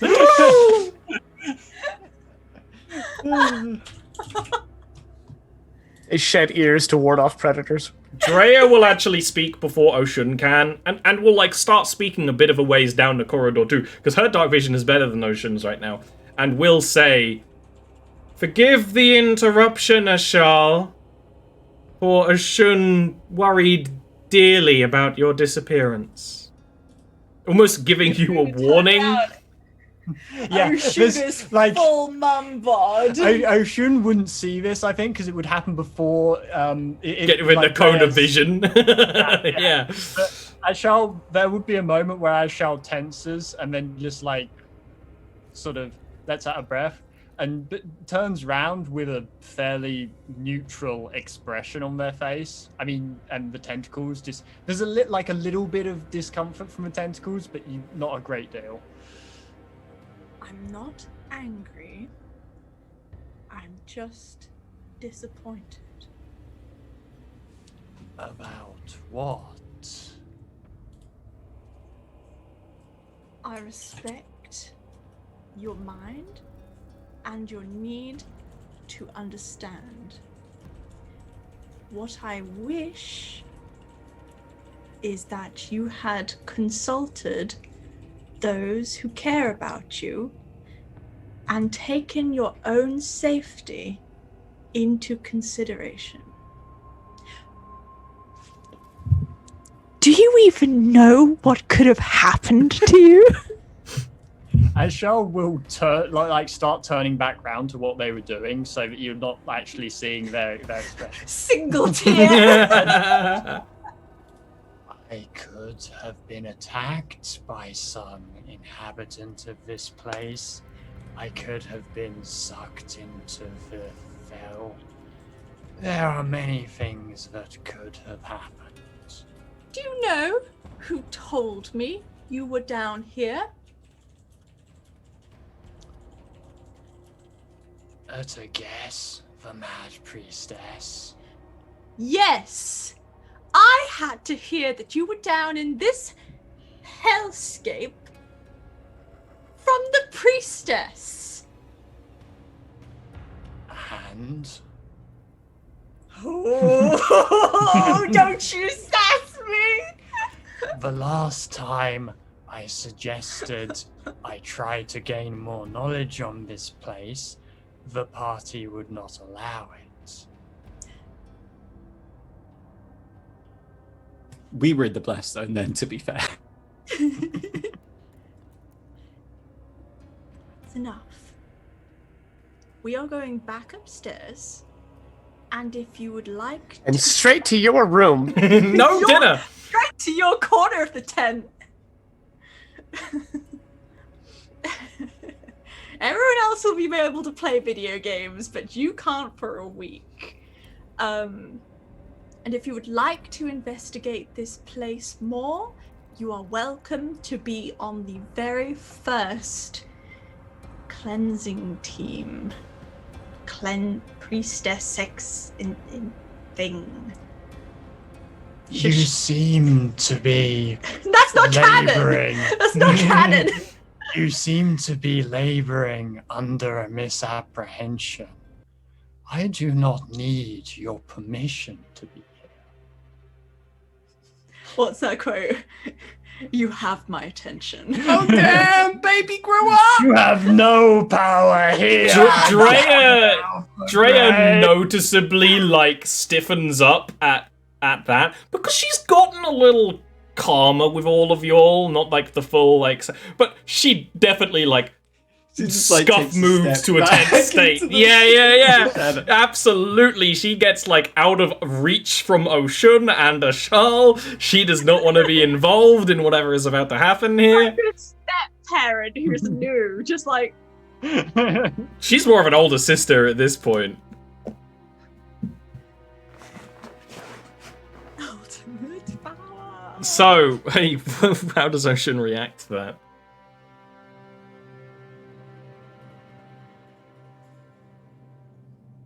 No. Is it an uncomfortable quiet? It's a quiet. After Then after a few seconds, Ashal will actually, without turning round to look at you, will actually say, "You know, I must apologize. You gave up your eyes to turn me back from stone. You need not have done that. I seek a way to rectify it. Such powerful blood magic may only be undone by blood magic." it's true that you do not need my permission, nor would I like to preside over you like a hawk. But you have my love, and I did not have to do anything either. What I wish is that you considered your safety to be equal to that of the groups.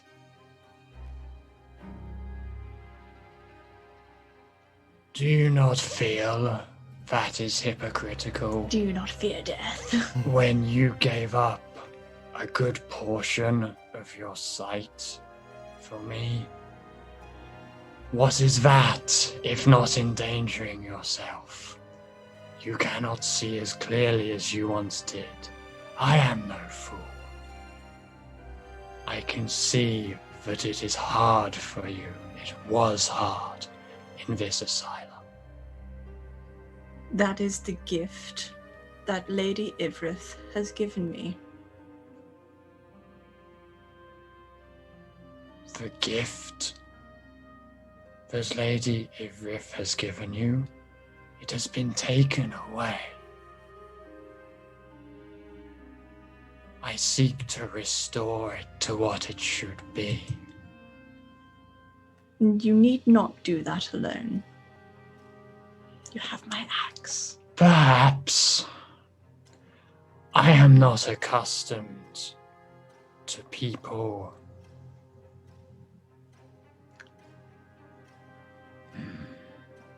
permitting me to be places. You did not grow up in Narashiro. It shows. I did not grow up in civilization. They would not have me.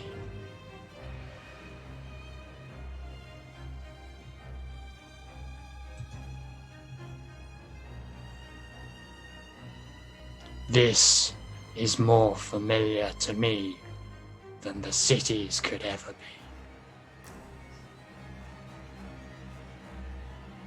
I know it's hard. Believe me. And it may be trite, but we are stronger together. And I wish that you would come to rely on us, so that we can rely on each other and continue doing some good. All I seem able to do is hurt you.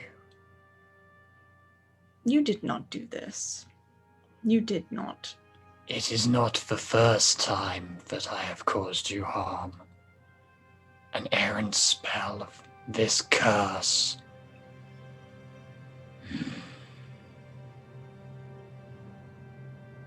I understand that it's hard and it's painful to care about people. That is how I can describe the gift. It is painful to make sacrifices and to care so much about everything and everyone. And yet, I am more strong now than I ever have been.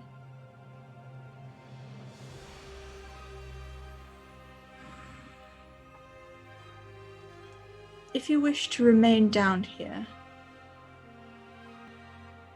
I welcome your natural inquiries. I appreciate your curiosity and your good heart. Just make sure that we know you're all right. Will you do that? It can be one step on your way to making things right.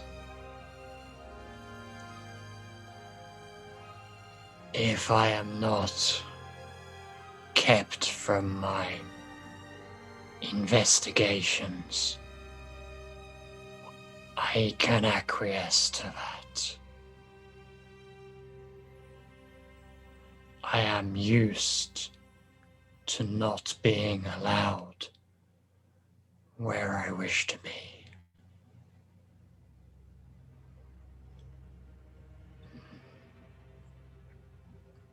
We will not stop you doing what it is you do. Ocean merely wishes to be there in case something goes wrong.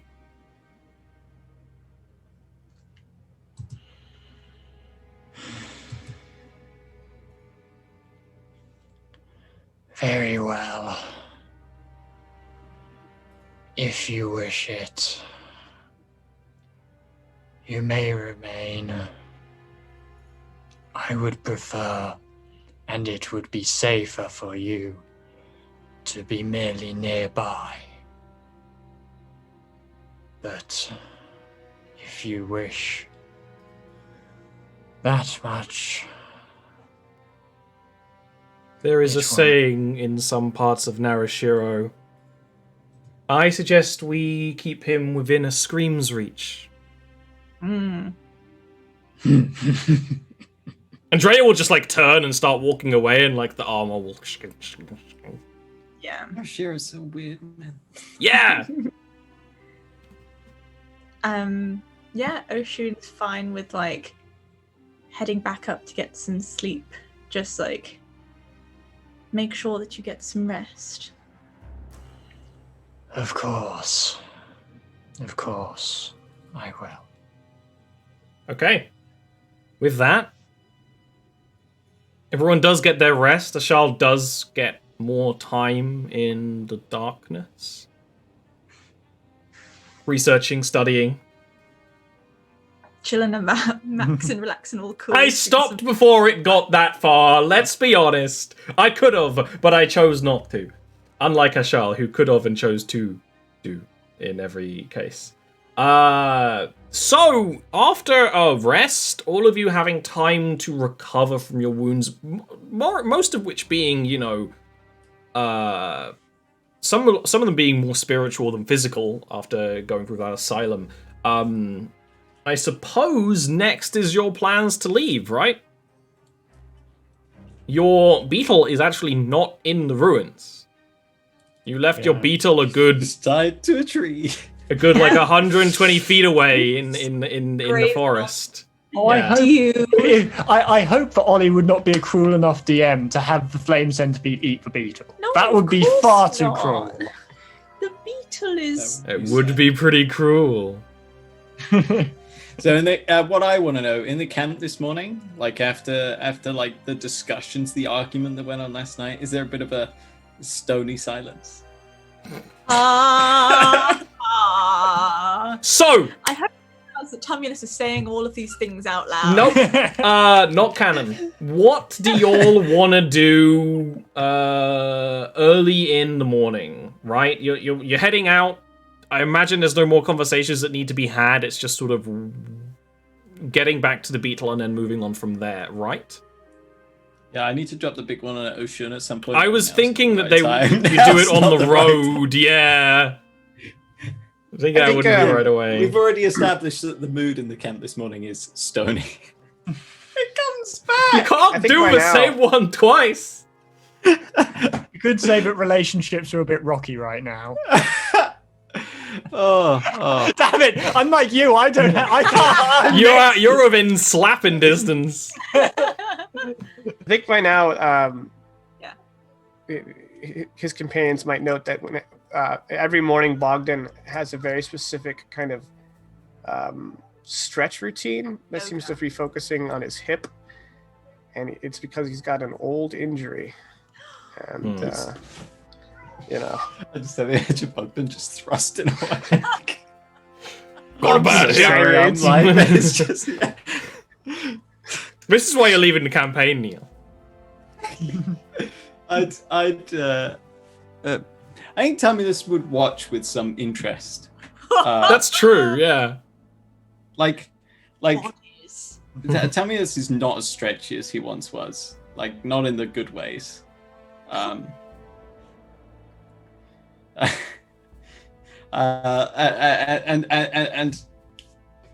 believe it or not, in the starter Deadless package, you don't get how to do stretches downloaded into your brain. No, yeah. Unfortunately, You never need to stretch. You're always primed to go, which is why you have a timer on your life. Yeah, exactly. So he does actually watch with some interest, and I think you say it's quite clearly centered around his hip. Yeah. After like a little while, Tamulus is sort of like bobbing or moving in the directions that you're stretching, but he's clearly not willing to just go straight into it for fear of something snapping. But he does, like, absentmindedly he's doing this, and he goes, What happened? Describe it in detail. Bogdan, not particularly perturbed that someone was watching him, but you know, once he's finished, he starts strapping on his armor, and he says, "A century of violence to hone me into the warrior I will need to be to take my land has left its mark. You never held this land. No. But I am the rightful heir of the Blackjaw, and one day I shall sit upon it and rule." I apologize if this is discourteous, but you seem a intelligent and diplomatic sort. Why not start your own Blackjaw? The seat of the Blackjaw is ordained by the voice. It is only that which is worthy to aspire towards. For when I reclaim the Blackjaw, my love will finally pronounce my name for all to hear. And then I shall rule the Deep Dwarves in her name, as they should be ruled.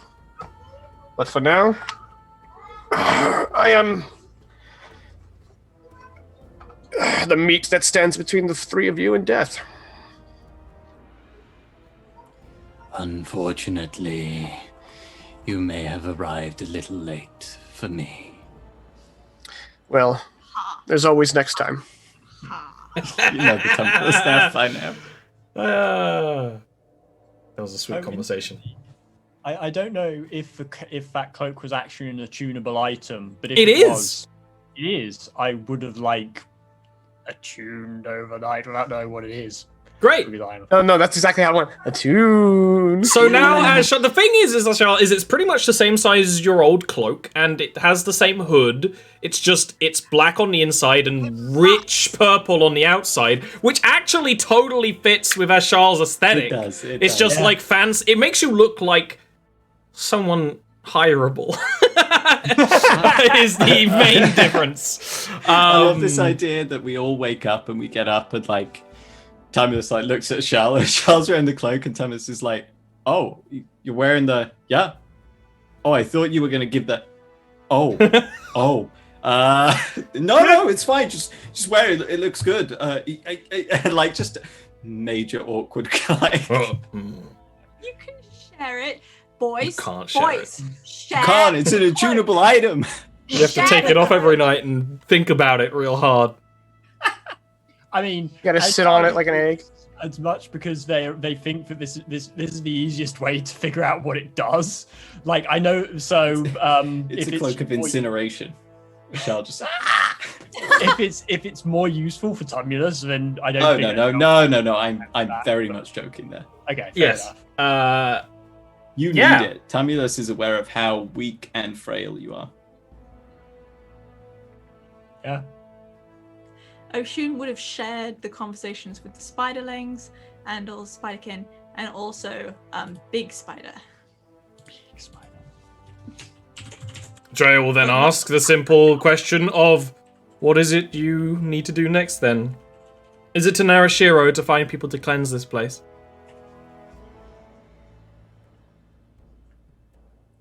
Well, I know that there's the option of heading back to Oakshire. Or we could acquiesce to the priestess's wishes. Even as like that scorn that you Yeah. hear in my voice is definitely in Charles as well. My question is, although the language is worrying, if she is serving Lady Ivrith so directly and so astutely,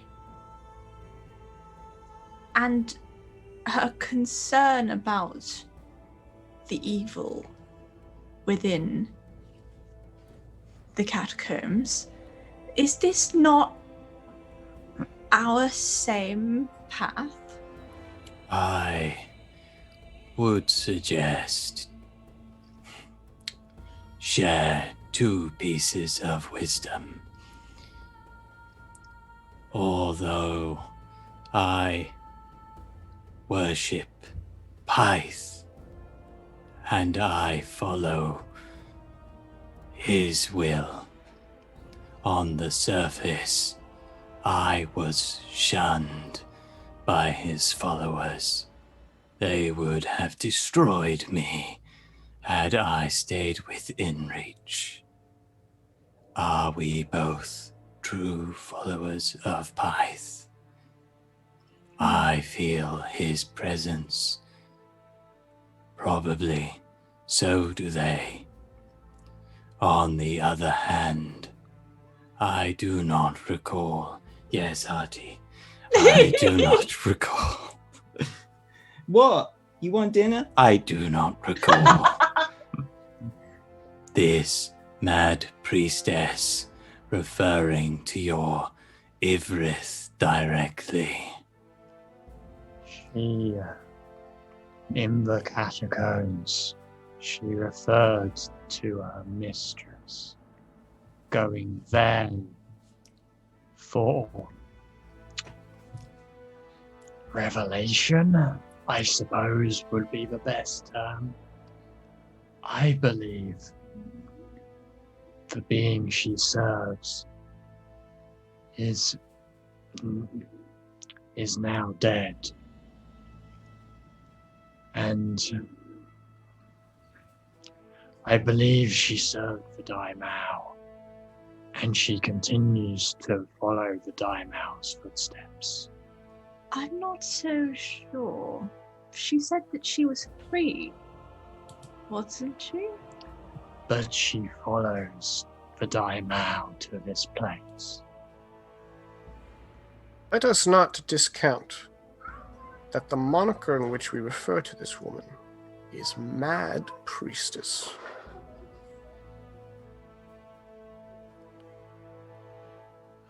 I've come to know a fair few people who could be referred to as mad. Some of them are amongst me. It does seem like a cruel fate that this mad priestess now resides upon what was once an asylum. No, Fate works in strange ways. I would also point out Thomas. her moniker is interesting. And from what we have seen of the Church of Marashiro, I would not think it fair to judge an individual based on the Church's opinion. With like a meaningful glance to Bogdan and then looking at Ocean, like in a clear Ocean was treated in a very similar way to the Mad Priestess sort of implication. We are all mad here.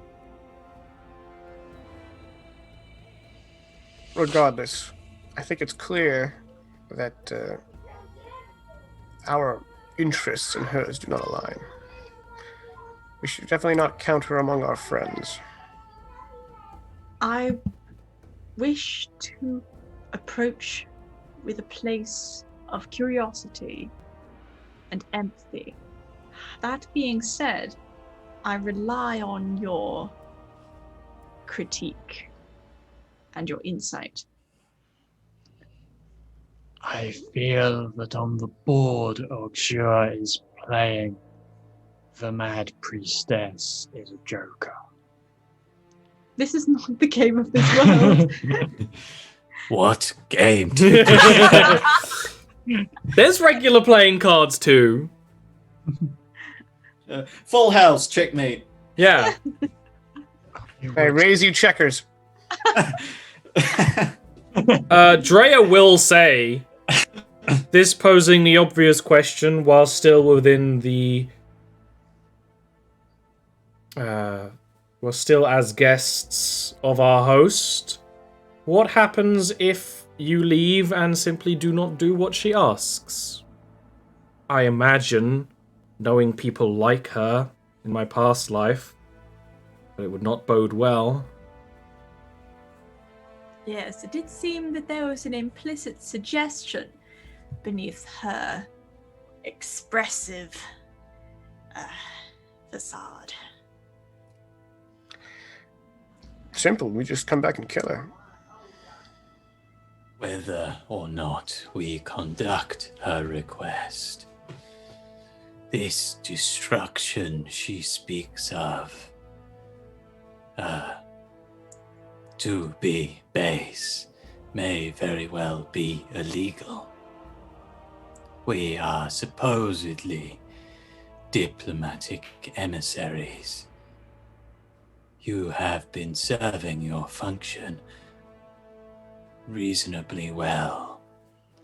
I would say if we turn down this path, it closes doors on others to us, but probably provides the keys to other darker routes. However, that is merely my perception of current events.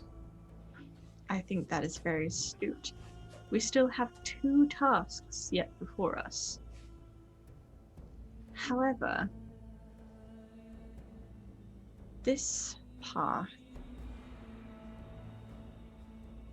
it seems too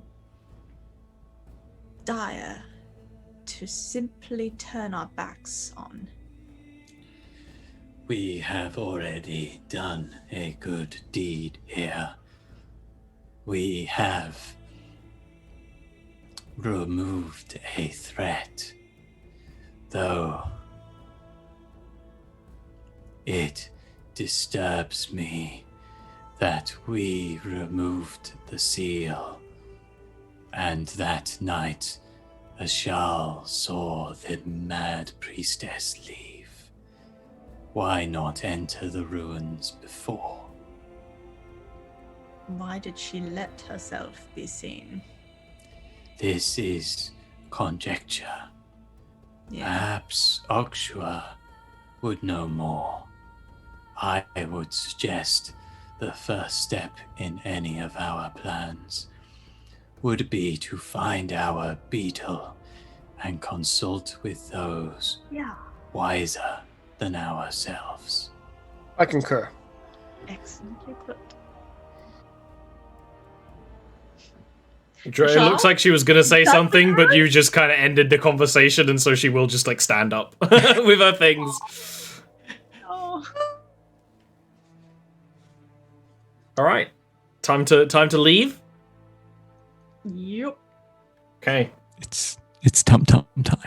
it's time to leave the borders of the asylum's Here we walls. go. Here we You go. see, due to the bioluminescence, the your beetle far in the distance is still there, just kind of chilling. And then just I a swear to nice God, dude, plain if you, of like, flat we get land. there and like it just. There's a nice plain of flat stone, mostly stone. There is that kind of crisscross of it being melted and solidified over and over. The occasional little extension of the asylum's walls that have been eaten up by roots.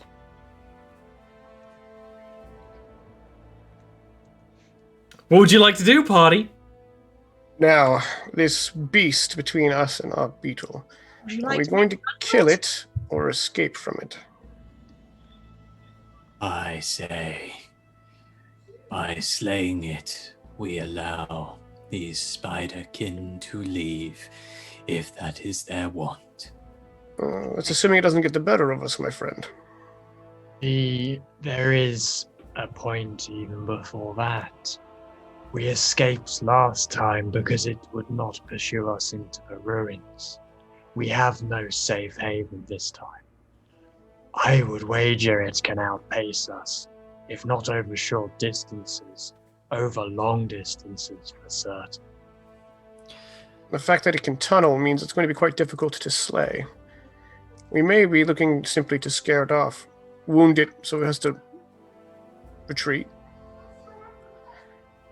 Either way, we should approach this intelligently, with clear objective. always ask the priestess for help? It could very well be her that is keeping the beast away. She is very If powerful. she is so powerful, why has she not already slain something that would threaten the people she shepherds? Why does a woman who walks not take care not to step on ants? Sometimes they do, sometimes they don't. All right, then. We'll fight it.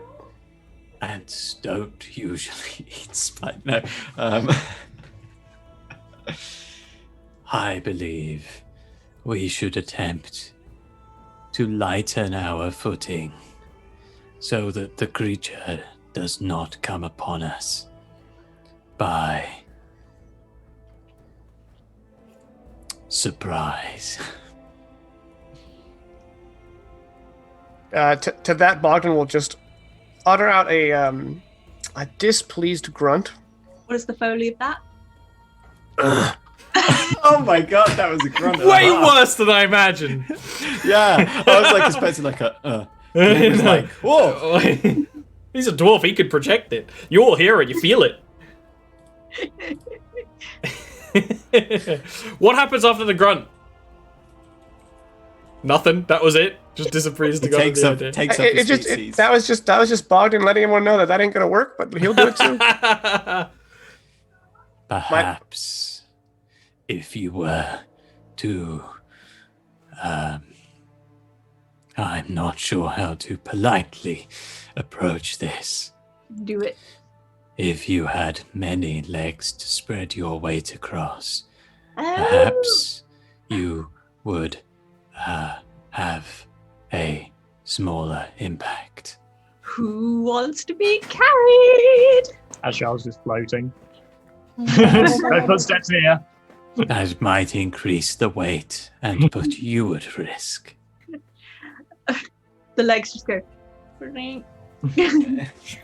Like a party popper sound. Ding, ding, ding, ding, ding. Oh no, I didn't mean to put it into that mode, and it instantly just. How do you want to get across? Other than a Shah who can just float. Ashal's like, Do you want to go with Ashal Ocean with spider legs to, spread out your weight and be quieter? yeah, that's a good idea. Now you say there's bioluminescence, right?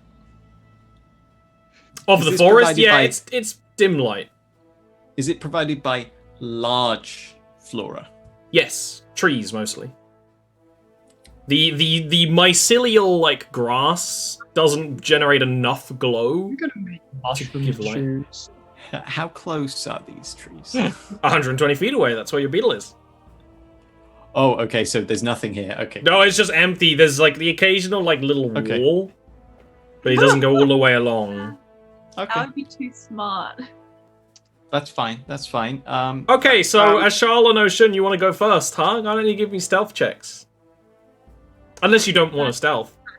My leggies. Yeah, that's fine. Yay! Do I get advantage from the fact I'm floating? No. I'll allow it. Oh. That does say It advantage. does say advantage. These are superior stealth rolls than what I will be rolling. That's You why we're two- a B team. Make it across the way. There is nary a rumble or a sound other than the rumbling chirrup of your beetle when it recognizes you. Aww. Pet, pet, pet, pet, pet, pet, pet. Ashard isn't interested. Ashal just floats into the top. Sit. Has a secret pet.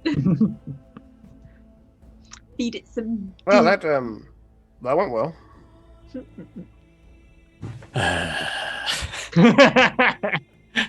Tell me this knows what's coming. Let's go on then. Let's. All right. So you said it was 120 feet. Yeah. So it'll take about 30 seconds to a minute to traverse that, going, tippy toes. Yeah. Every 6 seconds, Bogdan is going to pick a spot 30 feet away of dirt and cast Moldurf just to lift it up and drop it right back down. That's To make, clever. Thudding sounds Okay. away from them. Why don't you roll with advantage? I will do that. thank Which you. counteracts the heavy armor roll, of course. Right, so this is just -1 stealth, but, not disadvantage. Andrea is going with you. Ooh, it wasn't good. I saw. Oh, inside. Oh my god! Me and Dre are in 5 gang together. Yeah, you are. Ollie, how does Drea say 5 gang? She wouldn't. She says 5 gang. Yeah, she would eventually say it when pressured to do so, while holding like a Mountain Dew or something and the baseball cap. You brought her to the party and she's like, "Oh, I guess I'll try and be entertaining." 5 gang. 5 gang. You I make legit your know way someone- to just like that. Yeah, well, you Yeah. just described it to a T. I've been 5 that gang. before. Now I'm obviously the life of the party. And you guys are about to be the life of the party too, because you get across without any sort of issue. It was attracted to the evil energy that we dispersed. We're Well, heroes, even- guys. Are we good people? Either Are we it's the good fucked off, guys? or either it's just completely fucked off, or it rolled a really bad perception check. He got a 6. Either way, you Maybe can it all was get the- back maybe to it your was the beetle. hag's pet. You didn't see a large bowl in the hag's room, but it could be Well, it's like a free range outside, chicken, like an free-range outdoor chicken, cat. Yeah, I getcha. She just goes out and collects its eggs every now and again. Well, It went that to is go a- live with but its it's very other family haggy. It went to go live on a farm. Haggis and eggs. You back on the beetle. Mush. I made the same. Which will, but much which way? Other than just away, which you can start doing, because you have suggested multiple different ways, and I don't know which way you want to go. You've suggested going and talking to Olkshua, which is a long journey back to Ebamari, and there's 2 ways you could go. And also you could just go to Narashiro, which is not that far away. We could head back past that guy's factory and throw a brick through his window. That would be a very long loop, but you could. Just to be mean. Just to shoot Hitler out the window. We can go there like and- loot. and try to form a union. So it's kind of up to you which way you want to go. If you want to go back to Ebmara and talk with Orkshire, you could go the way you came, or you could go enter the Dwarven lands instead. Which would be going... I mean, if we're going to Ebimara, I don't really... Ashal has no preference to get back if we're going back to Ebimara. I don't know which one your... I don't know whether your plan is to go back to Ebimara and talk to Orkshire, or go back to Narashiro and get Do we priestesses. want to cleanse this place first? I do want to ask, is there any form of like arcane communication network in the Underdark, or is it all The usurper out the Palace Arcanum can talk to long range. So there's actually sling rings. They've got little spring ring things. They're big. They're big. They're mounted on tables. You hold over side, and they communicate basically like telephones using a network of magically. You can send a message from Narashiro to Kavanari. The sling rings don't sing to Ebimaro, but you could send a message out. You could also, in Narashiro being such a magical city, basically buy the services of a member of the Palace Arcanum to cast sending, to send a message to Orkshire, is also an option, because it is a very magical city. But that would cost a lot. That's an idea, but it would remove the stealth. secrecy of anything. Yeah. Either way, it's going to remove the secrecy unless you have someone who can do that. Because otherwise, you could talk to, you could send a message to the guy, Jericho, to send a message to Orkshire. That would be the way you would do it with the sing rings. Could we, bearing in mind we have a sorcerer who is probably not like, but Bogdan's been classically trained. Would Bogdan be aware of like an animal messenger scroll? Because that way we could send a message in a way that doesn't alert other people. I'm not sure the limitations of the range. I was gonna say I don't know if animal messenger has a range, but yeah. Well, the thing is, Narashiro is a magical city. Yeah, exactly. I wouldn't usually suggest you could get sort of magical forms of communication there. Whether it's an animal messenger is actually a good idea. That would be second level. Only lasts 24 hours. It wouldn't be able to get there 24 hours. That little rat's gonna run way too long range. It can really fit anything inside like the local area like the region, but it wouldn't be able to do the whole bang. Good ask though. So we need magical bats to daisy chain animal message. Oh. Yeah, but they're called flat mouses. Oh, and the message gets more garbled until you get it, and it's just like a crusty audio JPEG of just. What? It's like the bat forgets some of the words. So like the message gets there. I'm it's totally wrong. hearing is back to Narashiro and assess from there. Yeah, I think so. Okay, that's a very easy journey to go down. As you're going on the back of the beetle, is this when you want to have your conversation with Ocean, Tumulus? Oh boy! Because when you after I've heard of it, but I don't know where it would be in this area of Narashiro, like fairly northern, I think. Not actually in the city, but in like the northern regions, on the map, like this kind of like Badlandsy area, probably. So it'd be nearby. You'd want to leave before they go any further at some point,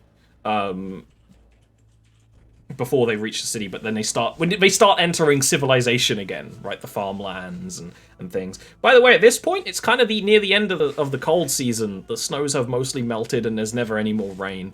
Some areas are wet. A lot of the farms are really starting to get working. We're using the snow melt to get things done. Often with ogres or beetles pulling machinery and things like that. So the farm roads, when you start heading down them, start to get a little busy. You're not going to get stuck behind a tractor or anything, but like... I was going to say, oh god, is it that English thing where the roads are too narrow? So roads are too narrow. Yeah, absolutely. Also, do you get the thing where like your parents are like, the smell of the countryside, and it's just the smell of manure? Oh my god! The smell of manure. Yeah, the smell of the countryside. That's the kind of region you're going through on the way back to Narashiro.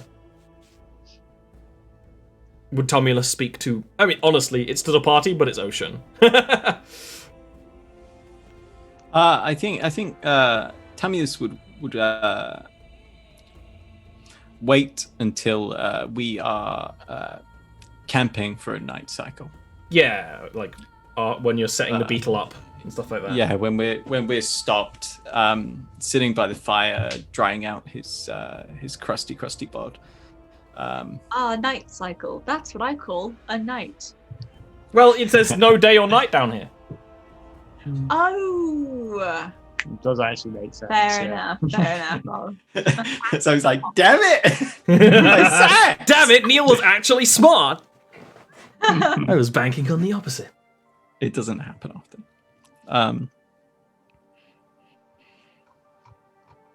Tamulus would, you can, like, throughout the night, you can tell he's been in thought for some time. And then he specifically waits until you guys are eating.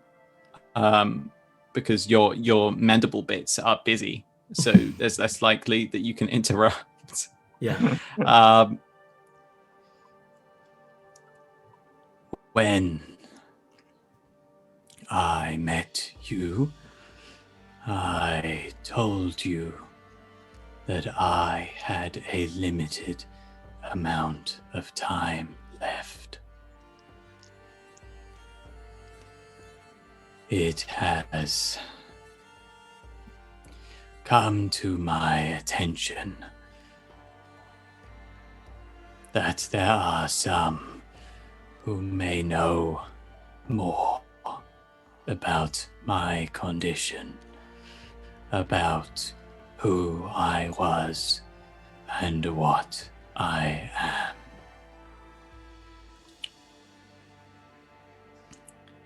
I have spoken with Drea, and she has agreed to take me to the House of Mori.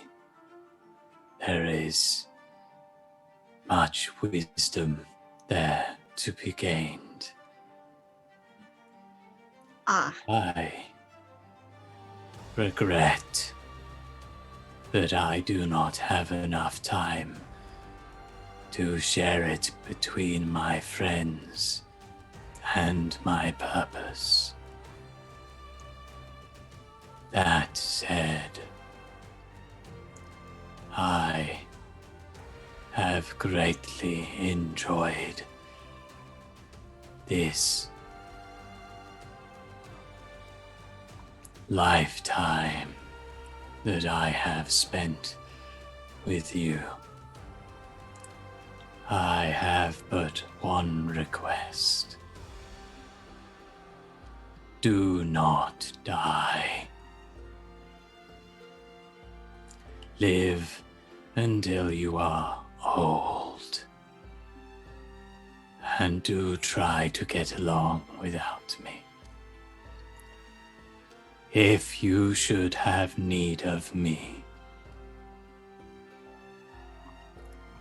you will be able to get a message to me. I will not abandon my friends in times of need.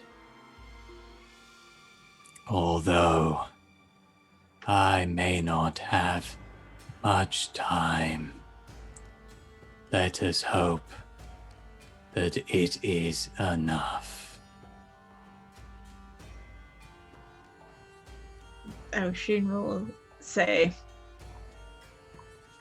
"Oh, Thomas," and bring him in for a big hug. And she'll say, "I'm so proud of you."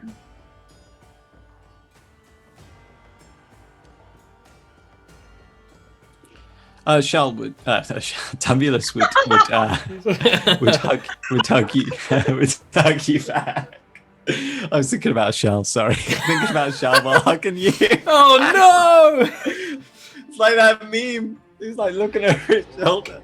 Ocean, Tamulus, Shell. Yeah. It's the one time Ocean gets the hug. Like properly.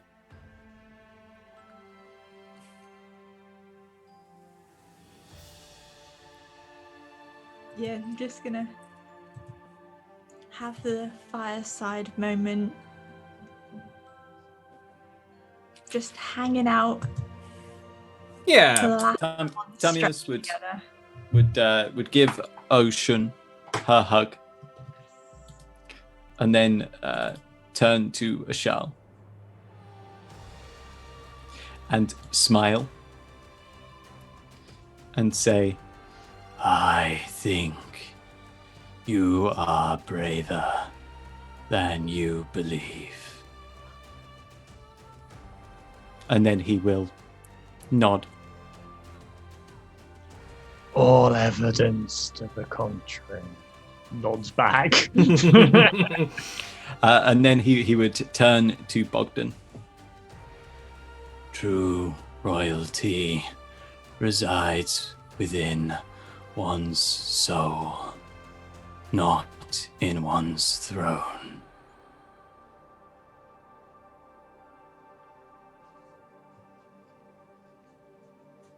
And then sit himself down heavily. Drea gets nothing. I know she's. Drea's leaving with him. Yeah. And Drea won't, unless proffered during this like last night kind of chilling together at the camp. She doesn't really have anything to say. But it gives you like, that's it. That's the most smile. Come morning when they're actually heading off. I bang Drea. Well, no, this can't be a throwaway. You've gotta talk to her before the night is over. Gotta roleplay the banging. You gotta roleplay at least the bang request. At least the bang request has to be roleplayed. So bear in mind that Don't make my palms sweaty and be like. You're the one who wants a dark elf polycule. Like Oshun's the embodiment. Yeah. You'll do some learning. So bear in mind, Drea hasn't really talked. Like it is clear that she is leaving with Tumulus and taking Tumulus away, but she hasn't really talked for the rest of the night, which isn't weird. But you know that she's leaving in the morning. Anyway, here's Wonderwall. She's not starting any conversations. She will be taking more care over the things in her equipment, like making sure that she has enough for a essentially solo journey back to the House of Mori. Mm-hmm. And how are you feeling, Drea? I know we are all very sad at the idea of your parting, but it is terribly exciting as well. In one word, I would say hopeful. Not entirely for myself, but for Tumulus. But it's very good of you to go with him. Keep you both safe. And as he stated, goes for the same for me, my lady. I can only be summoned at your request. I would much rather serve you, one who is filled with love, than most of the ladies of Narashiro. And you will put yourself and your needs first as well. As much as I am able.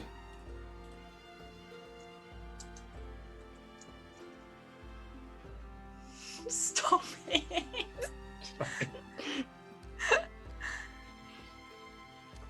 Damn it! I had so many. It could be as simple as a.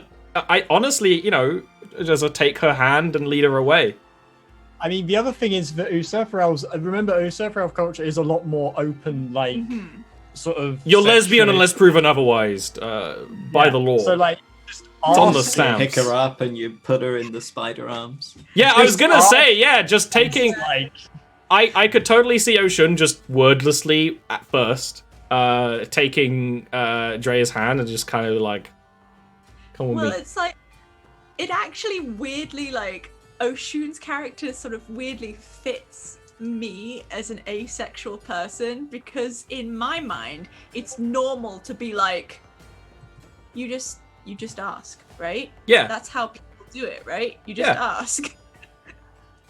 And so I think she would just say something like, may I be selfish and have one request from you? Or May I be selfish and have you? May I spend the night with you? I suppose that is an appropriate request. Sure. It's not consent.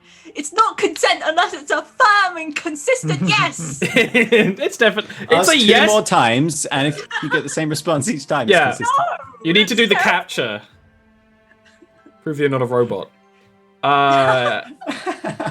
Very important. Which of these pictures has a street sign? Yeah, exactly. Okay. Now Ocean can bang Drea. Yes. Well done. You got Thank a you. hug. You got a hug from a party member, and you got one step closer to the lesbian dark elf polycule. So, all I want. big goals for Ocean. Come morning. No, I know. I realized what I did after I did it. Many times. Roll a d6. No.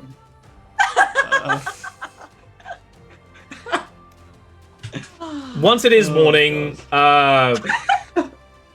Drea will get her things, have like the scythe like on her shoulder, and was kind of like Scythe tied.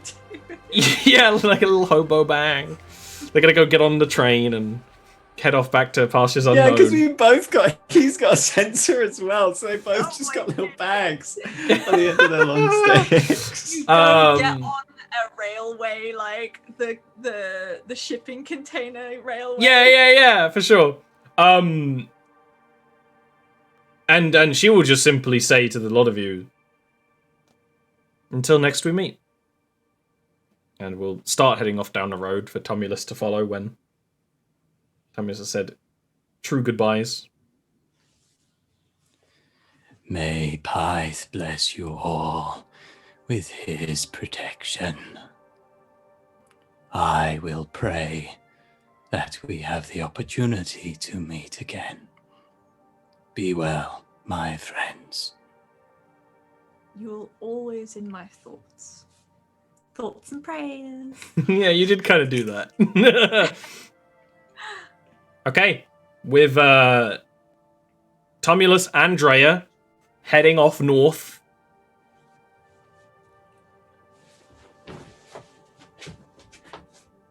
Yep.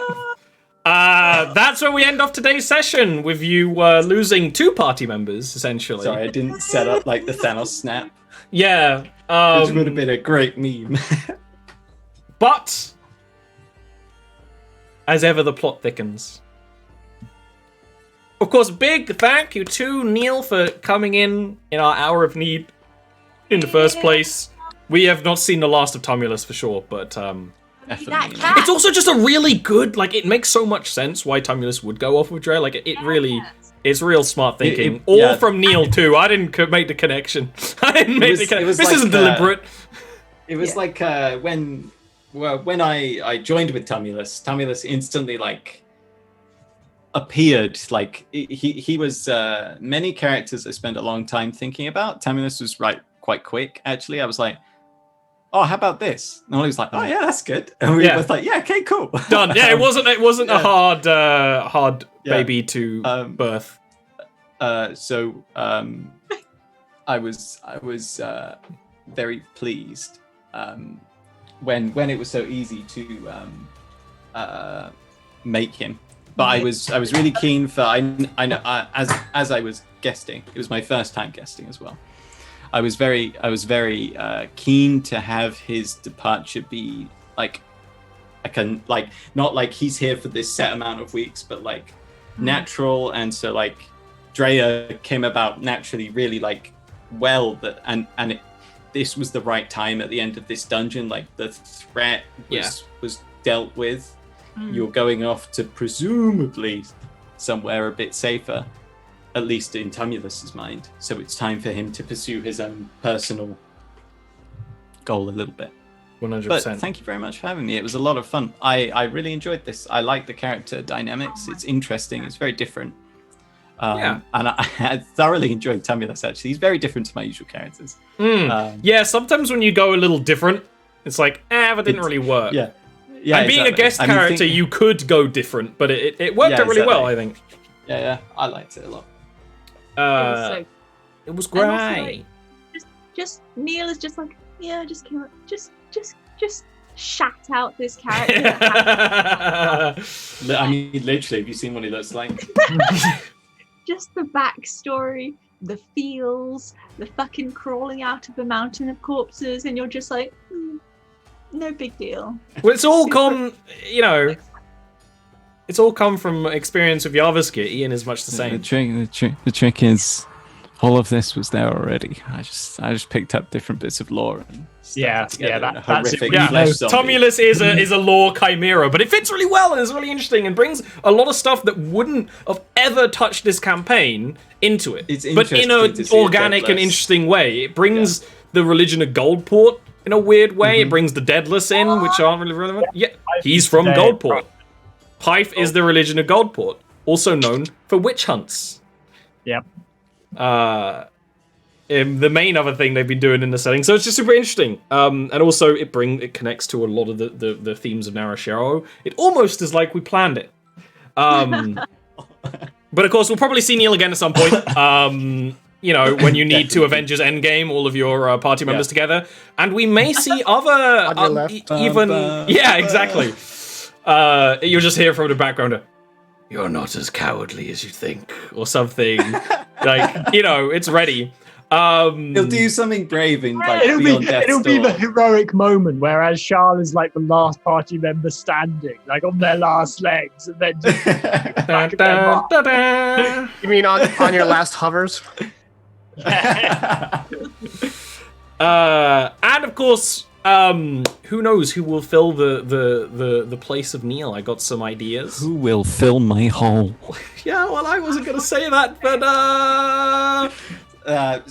Look, Slashes is in chat. I don't give him much. But this time I'll throw him the bone. Yeah. So, with that, why don't you talk a little bit about what you all do and where you are from, starting with the guest star who's still on the show and therefore more important, Jake. Well, thanks for that. Thanks for that wind up. Yeah, I love the wind up. It's my favorite part. It's the only bit where I get absolute power. It really is.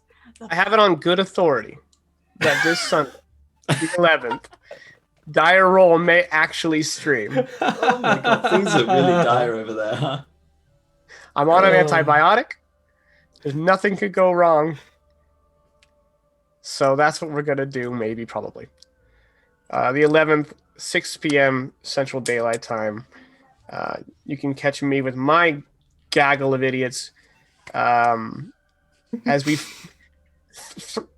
like a month ago, we were set up to fight a big bad. And No! That's those are the worst sessions to miss when you're just like, here we go. Yeah. So if you want to see the conclusion to a story that you may not be privy to, come on and hang out, and hey, we're gonna bash some heads, and it's gonna get rather violent. And and so I'm desperate to get back to that.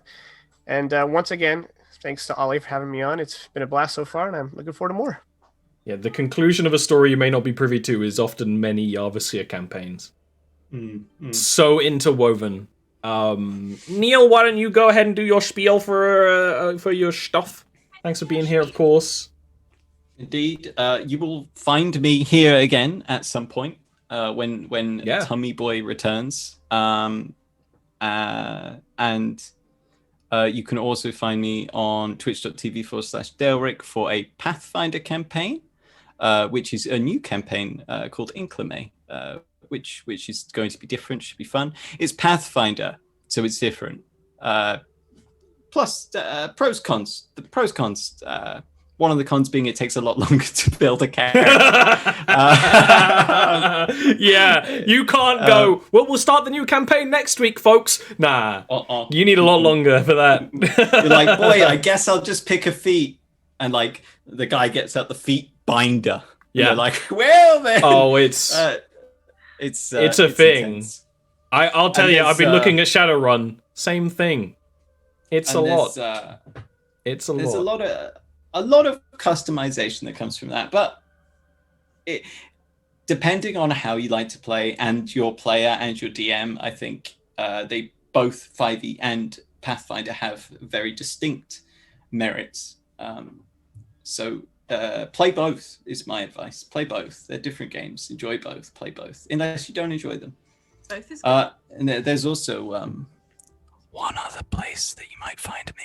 That's right. It's the House of Nor, where we're going now. My character in the Monday campaign. That you can find That's funny. Yeah. He's called Nor. He's called Nor. It's a different Nor though. It's Knorr, as in the like broth.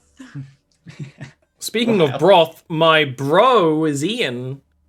That was weak sauce. No, it was great. It was strong broth. Broth. It made Ian chuckle, and that's all I wanted. I'm not in anything outside of the Oliverse at the moment. So if you want to see, You have value outside of the Oliverse. Don't fill his head with lies. Indeed, nothing about this. So if you want to see more of me and also of Neil, we are on the Monday patron-only podcast game. That's true. You can't see them. You can only hear them on that game. Yeah. You can like put like a picture of us up on the other screen. Or like print it out and put it in your little shrine. Don't make a shrine. Don't make a shrine. Don't do it. And it did just so you can go subscribe to Ollie's Patreon for $5 a month for that. It did just occur, like, I know we often talk about how that's a very D&D campaign, but it just hit me like when we were early in this session, like how different these two campaigns are, because you've got the fairly standard like humans, gnomes, elves sort of thing in the Monday game, pirates. Otters. There's still some weird stuff, but it's relatively contained. Yeah, and then you've got this, which is like dark shadow magic, Driders and Ebimari. And it's very different. If you kind of want a nice, if you want a nice introduction to Jarviskjir, I think that campaign, it's called Waters of Contran. You can get access to it for $5 a month on my Patreon. I think it's actually a kind of good place to start, because there are actually two completely new players who we're introducing it to. You're seeing a part of the world that doesn't necessarily give a shit about most of the other part of the world as well. It's set around the Isles of Tron, which is not connected to the mainland, so it's a place where it does its own thing. And if you want to explore the themes of Jarviskjir and kind of get an early introduction, it's a great way to do it. There's also a whole bunch of cool party people. Zoe, do you want to say anything? Yes. So we're still having conversations on Board Game Geek about things, exciting things. We've had a really detailed post about miniatures. We are talking about we can ask us questions about the lore, the strategy, the minis, and like things like how Ollie's trying to make everything sustainable as well, which is something important. That's cool. With the board game. We're trying as hard as we can to make Schism eco-friendly. It's hard, but we're trying. It's part of our like company goals. Yeah, and that's great. And I dip in and out of the Monday game when Ollie shines a light in the sky. I'm cold. Yeah. Zoe, of course, does most of the writing on Schism. So if you like Zoe's vibe, definitely check out Schism, Immolation of Unfair. There's going to be a whole chunk that... It's basically, we write it together. We work together, hand in hand. It's very awkward, because then you've got the pen. It works. I'm up here. I'm up here. On Twitch, Ollie is Like, I'm there or I'm there. above you all on Twitch. Let's be honest. So definitely check out Schism if you haven't already. Schism Immolation Info is coming out soon. TM, you'll hear more news about that. You'll get a lot of news on the Board Game Geek if you actually want to get involved in those discussions. You can have discussions with Zoe there. You should also check out our Discord because there have been a lot of things in this session that Ian and Neil were like, ooh, and the best way to work out why is to ask them in the spoiler chat on our Discord. Discord is also a place for a lot of other conversations, but that might be a good way to kind of get more of where they're thinking. There's also, of course, the wiki that we're starting to populate with information about the campaigns, and I do other streams. There is Fable Scraps on Fridays at 11 p.m. BST. That is a Warhammer 40k game. It is a whole lot of fun. There's like intrigue and murder mysteries, but also demons and psychers and things like that. And yeah, I also do variety streams on pretty much every other day, mostly. And that's that. We'll see you next week, and hopefully you'll have a good time and check out then as well.